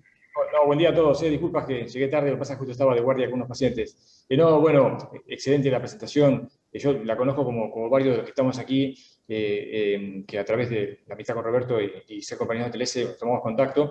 Y no, bueno, este tema es un tema de tremenda vigencia, ¿no? La ventana pericárdica ya no de diagnóstico, sino terapéutica. Y la experiencia que mencionaba recién Fernando de Cali, también de Sudáfrica, bueno, es muy interesante porque realmente cambió un poco el paradigma que había siempre de que la presencia de líquido en pericardio motivaba una toracotomía. Y esa misma gente que operaba tantos pacientes con heridas, mejor dicho, con hemopericardios, encontraba que cuando abría pericardio y drenaba el hemopericardio, pequeñas que ya no estaban sangrando, y bueno, un poco así surgió el tema de la ventana, igual que en su momento también surgió el tratamiento operatorio de vaso, esos pacientes o de hígado que se operaban y ya no estaba sangrando ni el hígado ni el vaso. Bueno, y hace 2 o 3 meses hubo un Ateneo de Cali, donde Alberto García expuso el protocolo que ellos tienen. Por supuesto que estos protocolos son para conocerlos, pero a veces es dificultoso aplicarlo en cualquier hospital. Hay que tener en cuenta la experiencia de cada lugar, la confianza que se tienen. Pero, por ejemplo, ellos, cuando hay un hemopericardio inferior a 1 centímetro y el paciente está compensado, y no hay hemotórax, deciden expectarlo con un control ecográfico seriado, algo que a nosotros nos costaría hacer. En cambio, cuando hay un hemopericardio asociado a hemotórax, ya le indica la ventana, porque al haber un hemopericardio asociado a hemotórax está la posibilidad de que se desbloquee algún coágulo y que ese sangrado se reinicie. Piensan que hay un orificio más grande en el saco pericárdico y en ese caso le hacen la ventana. Ahora lo llamativo es que la mayoría de las experiencias, tanto de Cali como de Sudáfrica, son para heridas cortopunzantes. Hay mucha menos experiencia con la herida de arma de fuego. Uno siempre se imagina la herida de arma de fuego más destructiva, que eso va a sangrar tarde o temprano. La verdad que la experiencia escasa que tenemos nosotros con lavados, como ha hecho aquí Roberto, ha sido con todas heridas de arma blanca, no con herida de arma de fuego. Así que acá también eso debe haber constituido una decisión difícil, supongo, poniéndome un poco en el pensamiento que tendría Roberto en ese momento, con respecto a la posibilidad de que eso resangrara, ¿no? Pero en principio creo que la condición hemodinámica del paciente avaló como para ir adelante con esta conducta. Sí, con respecto a eso, Guille, bueno, vos has presentado casos de herida de arma de fuego por escopeta, cardíacas, en las que se puede manejar tranquilamente con tratamiento no operatorio. El tema es que este caso en particular no era un proyectil que quedaba en el miocardio, sino que lo penetró y embolizó, o sea que no hay duda de que el proyectil penetró la cavidad cardíaca, y ahí era más amplia la incertidumbre. Pero bueno, nada, esto fue lo que hicimos. No sé si alguno otro tiene algún comentario. Yo, mirá, Roberto, realmente te felicito. Yo me voy a confesar, creo que lo hubiera partido al medio. O sea, hubiera sido mucho más mórbido para el paciente a través de una toracotomía posterolateral amplia, pensando justamente lo que dije, en poder acceder a una zona que es muy embromada en el corazón, que es justamente la cara posterior. No estamos hablando de la base del corazón. No es lo mismo que ver un puntito en un ventrículo. Trataría de acompañarme de un equipo que me ayudara bien formado, si pudiera tener, ojalá, un cirujano cardíaco cerca, mejor, pero sí, yo hubiese sido mucho más mórbido, así que realmente yo te felicito porque no sé si me hubiera ocurrido en este paciente con una herida de arma de fuego, te lo digo sinceramente, no creo que no me hubiera animado a embarcarme en este procedimiento, y que, bueno, está bárbaro. Bueno, a propósito, voy a hacer un chivo de los Ateneos. Esto fue después de algún Ateneo en los que se presentó la opción de la ventana subsifoidea, y hicimos una revisión, y entonces todo cuadró para que se dé de esta forma, y todo surgió de un Ateneo interhospitalario de los sábados, así que... Te aventuraste. Me aventuré. Igual no termina el caso, así que no sabés cómo anduvo, ¿eh? No, por ahora. Seguimos. A ver. Ahí está. Bueno, antes de ingresar al... Roberto, te interrumpo brevemente. ¿Dejaron colocado un drenaje en el saco pericárdico? Sí, dejamos colocado un drenaje. Bien, sí, es algo que todavía hacemos porque, bueno, realmente no nos confiamos con que fue negativo y uno se queda ahí, a pesar de que espera en quirófano que el anestesista le suba la presión, que no ocurra nada en el interín, que se tomaron una buena media hora a ver que no hubiesen resangrado cuando subiera la presión, pero aún así uno deja un drenaje, si generalmente dejamos un CAO 25 ahí en la parte posterior del saco pericárdico. Sí, no, nosotros dejamos una sonda más finita, una K11, una sonda más finita, pero sí dejamos drenaje. Roberto, a ver si vos me permitís, antes de que sepamos la evolución del paciente, sí. Quiero hacer una compulsa de opiniones. Con la mano en el corazón, contesten, por favor, ¿no? A ver si yo soy el único animal que lo hubiera partido del medio. A ver, Eduardo Eskenazi, ¿qué piensa? Julio Trochansky, ¿qué piensan? ¿Qué harían? ¿Qué hubiesen hecho ustedes? Pues yo ya lo conozco. Yo puse toracotomía posterolateral también. Ah, bien. ¿Y vos, Julio? Yo también, yo le hubiera hecho una toracotomía. Está claro, digo, obviamente que independientemente de cómo evolucione el paciente y el caso ahora en lo que está mostrando el colega, pero el cumplir con este tipo de procedimientos y el embarcarse con este tipo de procedimientos, obviamente debe tener las condiciones necesarias para poder hacerlo y tener una respuesta muy rápida frente a cualquier situación de inestabilidad del paciente. Yo, en el 99% de los casos, le hubiera hecho la toracotomía. Yo, hablándolo de Guillermo, nosotros, ¿te acordás, Fernando? La primera vez que tomamos contacto con esto fue en una región del Comité de Trauma del American College, en la reunión de nuestra región, que el residente de allá de Cali presentó que fue el trabajo ganador, que después compitió en Estados Unidos por el mejor trabajo hace unos 2 o 3 años, y bueno, la experiencia de ellos nos mostraba que se podía avanzar en este tipo de cosas. De ahí a trasladarlo a nuestra realidad, la verdad que a veces soy un poco escéptico por el formato de funcionamiento que tenemos, no porque no haya sido correctamente demostrado que el camino es por ahí. Pero yo le hubiera hecho una toracotomía. Perfecto. Daniel Sánchez, tú que sos cirujano cardíaco. Además. Bueno, muy bueno, Roberto. Sí, yo más o menos lo conozco, ¿no? El caso. Depende, yo hubiese optado de 2 formas, depende de dónde estuviese, ¿no? Si en el hospital tengo cirugía cardíaca, le hubiese hecho una esternotomía.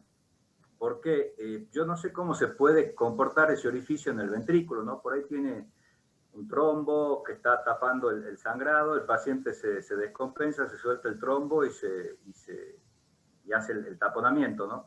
Si hubiese estado en un hospital con cirugía cardíaca, le hago una esternotomía por la posibilidad de que este paciente necesite circulación extracorpórea para reparar la lesión, por la ubicación que tiene, como habíamos dicho, una lesión aparentemente posterior, ¿no? Aurícula izquierda, parecería ser por el trayecto. Ahora, si no tengo cirugía cardíaca y el paciente está, que sí o sí necesita cirugía, por supuesto le hago una toracotomía, ¿no? Sin duda. Perfecto. Si no, lo derivo a un centro. Si el paciente está estable, lo derivo a un centro con cirugía cardíaca. Bien. Bueno, Roberto, adelante. No, yo si fuese Eskenazi, Trochaski o Sánchez, probablemente también le hubiese hecho una toracotomía. El tema es que la cuestión es que la lesión era para mí muy difícil de resolver desde lo quirúrgico, y la duda era si no le íbamos a hacer más daño que beneficio con una toracotomía, pero claramente no fue una decisión fácil. Así que bueno, prosigamos ahora con el otro problema que teníamos, que era el miembro inferior. No tenemos cirujano vascular de guardia y pedimos la derivación antes de ingresar a la ventana subsifoidea. Pedimos la derivación para un centro que tenga cirugía cardiovascular, para que aborden los 2 temas.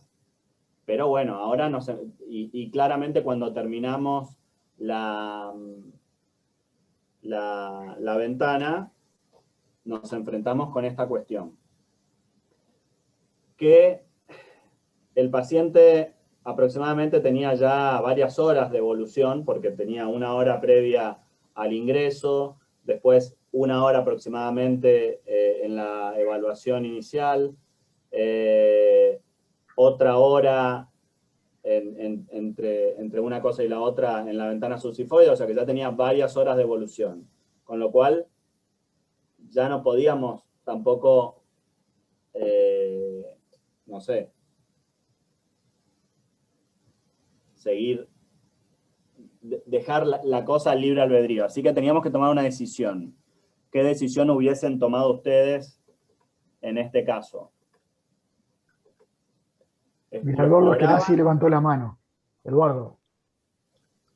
Para mí es difícil contestar esta pregunta. Para mí, ¿eh? ¿Por qué? Porque yo no hago más guardia hace tiempo.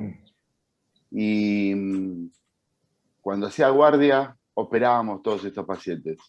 Y hacíamos muchas cosas que ahora no las hacen porque o la red está un poquito más consolidada, hay cirujanos vasculares cerca, o lo llaman y vienen. Por eso yo puse exploración, pero indudablemente si hay cercano, alguien que lo haga el vascular. Pero por eso me parece medio difícil contestarla, para mí. Bueno, nuestra realidad es que las derivaciones para este tipo de reparaciones depende mucho de la suerte que uno tenga, pero en la madrugada suele ser muy mala suerte y la demora es más de 6 horas seguro, si es que sale la derivación algún día. Pero vos tenés la posibilidad de llevarlo a sala de operaciones, hacer un arterio, ahí en sala de operaciones con un portátil, y hacer un pequeño abordaje donde tenés la obstrucción, una arteriotomía, sacar el proyectil y hacer una rafia. O sea, no estás necesariamente pensando en un procedimiento vascular complejo, con interposición, con bypass, es la extracción del proyectil a través de una arteriotomía pequeña. Yo también voté por la exploración vascular. Obviamente que si tenés un cirujano vascular que te dé una mano o que lo haga, mejor que mejor. Pero me parece que, primero, trasladar un paciente con lo que lo tenés en un manejo, se supone que monitorizado y muy vigilado de la decisión que tú tomaste, de dejarlo con un drenaje pericárdico, etcétera, etcétera, no lo vas a sacar del hospital en esas condiciones, con una herida cardíaca que, bueno, se está siguiendo y monitorizando. Me parece que no es un paciente ideal para trasladar a ningún lado. Yo creo que con cirujano vascular o si no con cirujano de urgencia, además los tiempos apremian, los tiempos de isquemia del miembro inferior apremian. Yo creo que hay que ir a sacar ese proyectil. Y dadas las horas que han transcurrido, ya dijiste como más de 4 horas, yo lo acompañaría de una fasciotomía. Okay. No sé si el que puso otro quiere comentar a qué se refiere. Yo dejé abierta esa posibilidad para ver si... La otra opción, sí, a ver. Pero si no les cuento lo que hicimos nosotros. No sé, Guillermo Marilano, ¿qué opinas? Ah, sí, perdón. José María López, doctora, adelante. No, como exploración vascular me pareció como muy vago, era lo que exactamente había pensado, lo que comentaste tú del arterio, identificación exacta de dónde había quedado el proyectil, por más que inferimos que es a nivel popliteo, y sí, abordaje directo de ese sector, pero puse otro por ese motivo, era eso. Gracias, bárbaro. Pepe Lorenzelli. Fernando, que haya posibilidad de hacer un ecodoppler arterial también es una linda herramienta que se puede explorar ahí porque incluso puede haber una fístula arteriovenosa también. Y hay un signo que se llama el signo del yin y el yang, porque se puede generar un pseudoneurisma por lesión a nivel de la apoplitis y puede haber una comunicación entre la arteria y la vena que genera alto flujo, así que se puede ver bien en el ecodoppler. Puede ayudar también como exploración. El ecodoppler puede ser una herramienta que puede ayudar también al cirujano en ese momento. Sí, sin duda, pero no te olvides que el mecanismo es embólico, ¿no? Acá no hay una lesión arterial, o sea, la herida no entró por el hueco popliteo, que digo que es cuando más frecuentemente se ven las fístulas arteriovenosas, ¿no? Esto fue una embolia. Sí, fue el mecanismo embólico, claro. Mecanismo embólico, pero sí. Pero puede aportarnos igual de todas formas en la evaluación incluso de los ejes de pierna para ver si hay algún eje permeable, también nos puede ayudar. Sin duda, sin duda. No, coincido, creo que sí podría ayudar en ahorrarte de hacer una arteriografía, ¿no? Porque el proyectil se puede ver muy bien por ecografía y lo ubicás por ecografía y no hace falta hacer una arteriografía. Pero bueno, sí, nosotros decidimos explorar este es el abordaje. Ahora, discúlpame, Roberto, que Daniel Sánchez levantó la mano.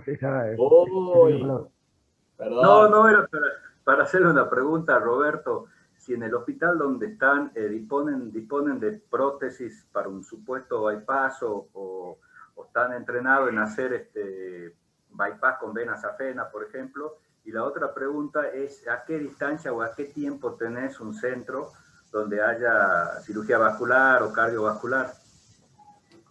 Mirá, la distancia acá no importa demasiado porque si bien estamos a 30 kilómetros de capital y hay un montón de otros centros también especializados, la verdad es que el sistema no es bueno, ¿no es cierto? No es bueno, no está centralizado este tipo de lesiones ni ningún tipo de trauma, lo cual es el gran problema, ¿no es cierto? Por suerte en Capital, como decía Eduardo, sí se pudo centralizar las lesiones vasculares y hay 2 o 3 hospitales que reciben, o los equipos van al hospital donde está el paciente. Pero en provincia de Buenos Aires eso no está establecido. Estuvo en una época en una zona, pero hoy en día no existe. Gracias, Roberto, gracias. ¿Ustedes ahí en Salta tienen la posibilidad Nosotros tenemos pasiva de cirugía vascular, lo llaman y vienen, y también hay pasiva de cirugía cardíaca. Yo en mi hospital no hago cirugía cardíaca, hago en otro hospital, claro, pero vienen los cardíacos y hay una pasiva de vascular que también se los llama. Claro. Pero bueno, ustedes ahí en el hospital centralizan centralizan todo lo de la zona. Claro. Bueno, paso entonces, nosotros hicimos este abordaje medial y acá, como pueden ver, esto obviamente está sacado del libro de metría de cadáveres, pero para mostrarles el abordaje, cortamos la pata de ganso para tener un mejor abordaje. No estaba tan pálido tu paciente. No estaba tan pálido, ni era tan flaquito. Y esta es acá se ve el proyectil dentro de la arteria poplitea, justo en el nacimiento de la arteria tibial anterior, o sea, mitad poplitea y mitad tronco tibio peroneo. Que encima fue al revés la bala, porque la punta de la bala está de este lado y acá está la base del proyectil. Y bueno, este es el video que hicimos lo que vos sugerís, lo que vos sugeriste, Fernando, que es hacer la arteriotomía y extraer la bala, que estaba muy impactada. La verdad que fue difícil sacarla de ahí, como verán, estaba muy pegada a la íntima de la arteria. Clink es el sonido ahí en el tacho. Y bueno, después, esta imagen lamentablemente no es muy buena, pero acá le hicimos la rafia de la arteria, que vale la pena recalcar que le hicimos la rafia y bueno, obviamente hicimos, ¿cómo se llama? Le pasamos un fuego proximal y distal, y después de la rafia no teníamos pulso distal ni Doppler distal, con lo cual volvimos a abrir la arteriotomía, volvemos a pasar Fogarty sin sacar ningún coágulo y lavamos distal con heparina. Vale la pena recalcar que no lo heparinizamos al paciente por la lesión cardíaca que tenía, así que fue una reparación sin heparinización. Y después de la segunda rafia, tampoco es que tenía buen flujo distal.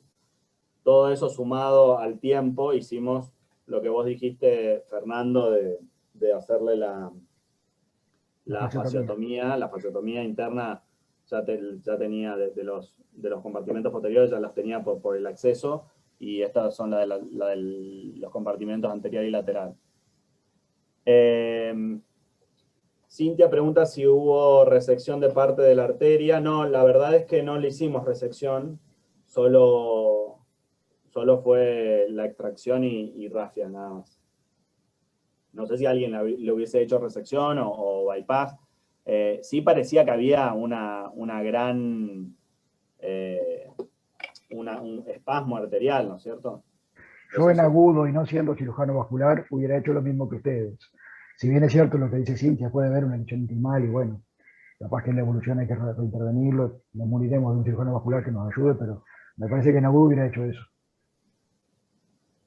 No sé si alguien hubiera hecho algo más, algo diferente. Bueno, continúo entonces. ¿Hay alguien en el chat? No, Eduardo dice que no. Continuamos. Bueno, ¿cuál fue la evaluación inmediata, ¿no? Después de la cirugía, obviamente pasó terapia. El paciente siempre estuvo lúcido y con parámetros normales de hemodinamia, con buena ventilación, sin soplos cardíacos. El miembro distal en las primeras horas estaba hipotérmico con pulsos distales débiles.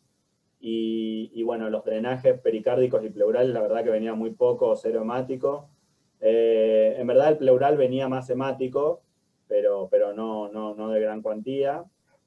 Y el laboratorio tenía 33 de hematocrito, el estado óseo base era normal, no tengo los datos, pero estaba dentro de parámetros normales, con un coagulograma normal.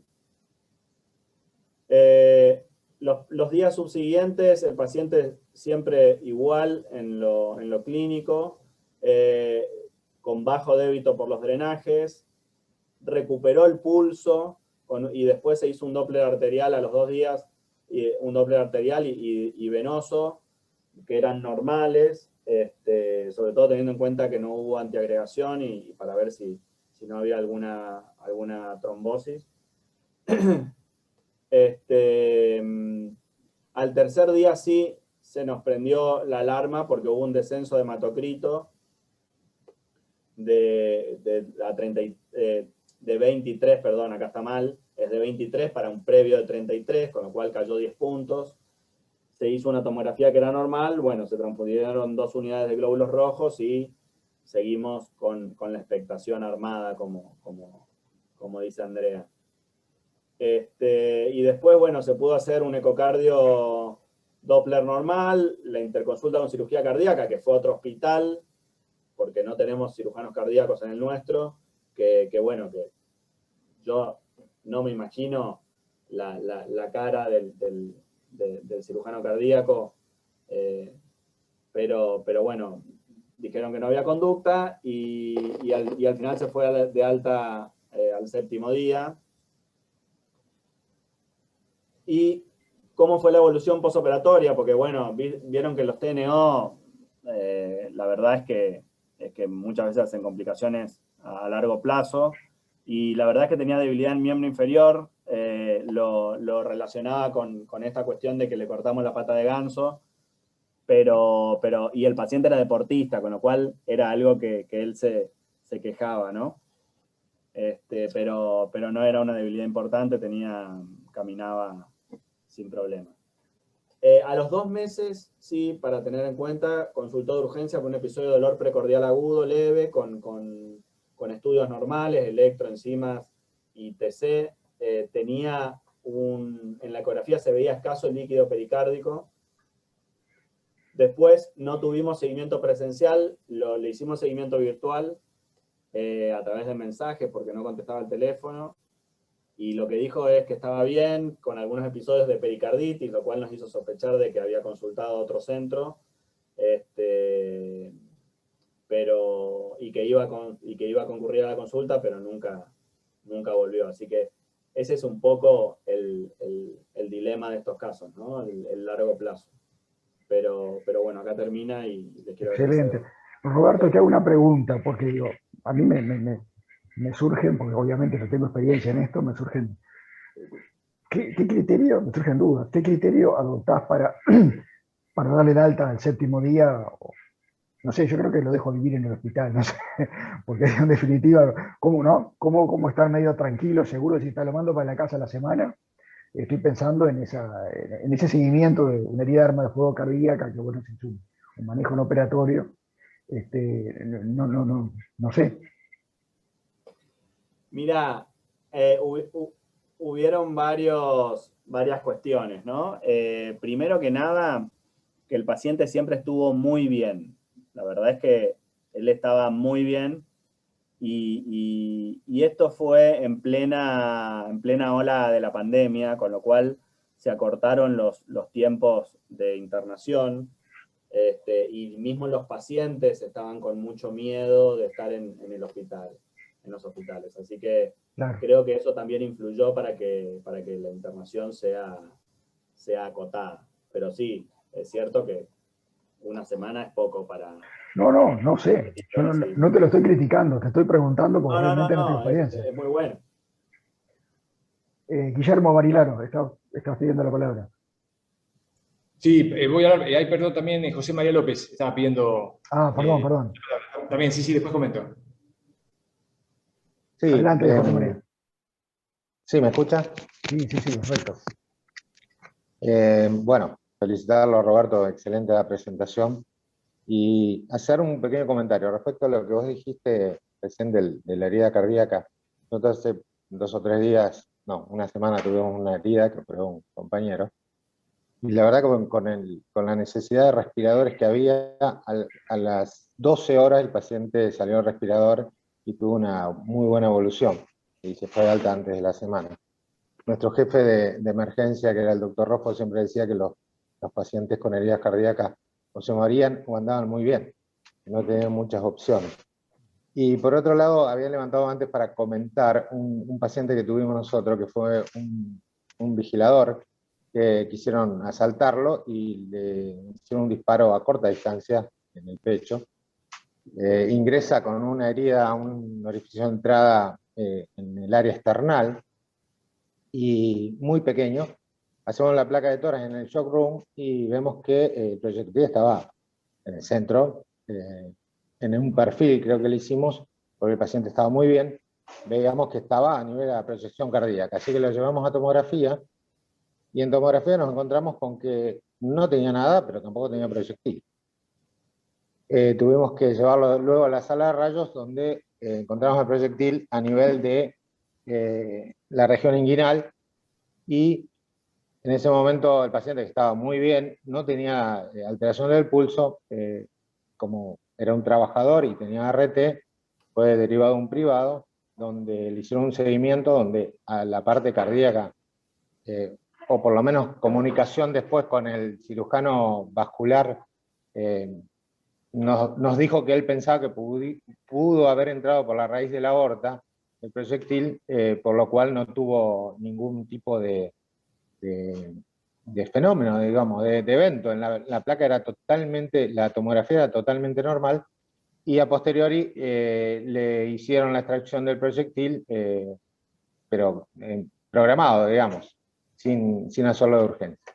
Era simplemente hacer este pequeño aporte, que a veces uno tiene los proyectiles de bajo calibre y baja velocidad, que pueden producir lesiones, pueden penetrar al torrente sanguíneo y no tener grandes consecuencias, ¿no?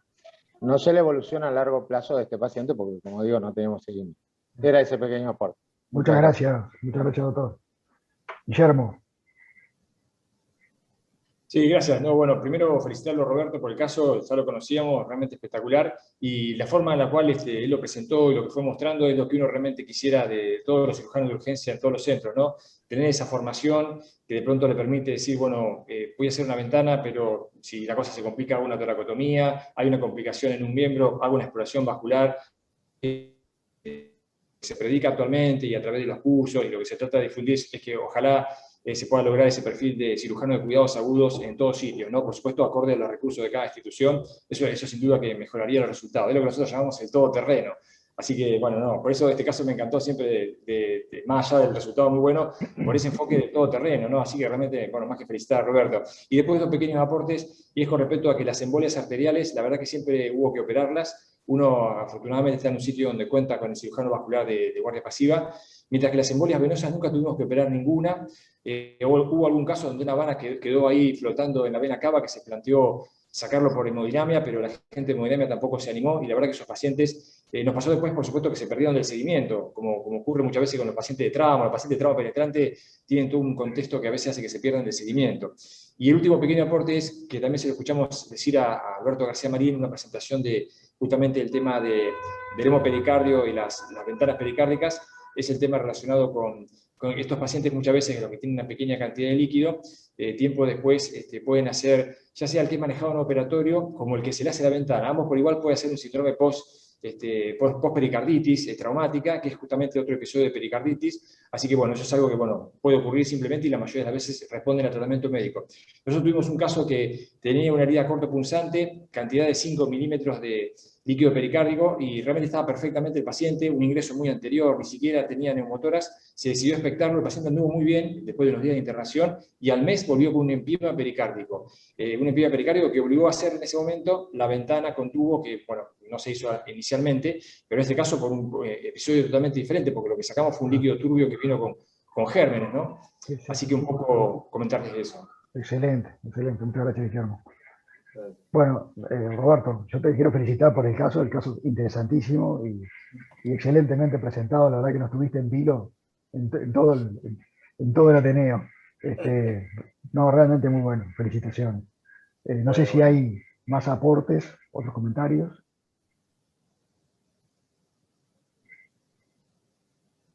Bueno, si no hay más aportes, entonces yo no resta más que agradecerles a todos.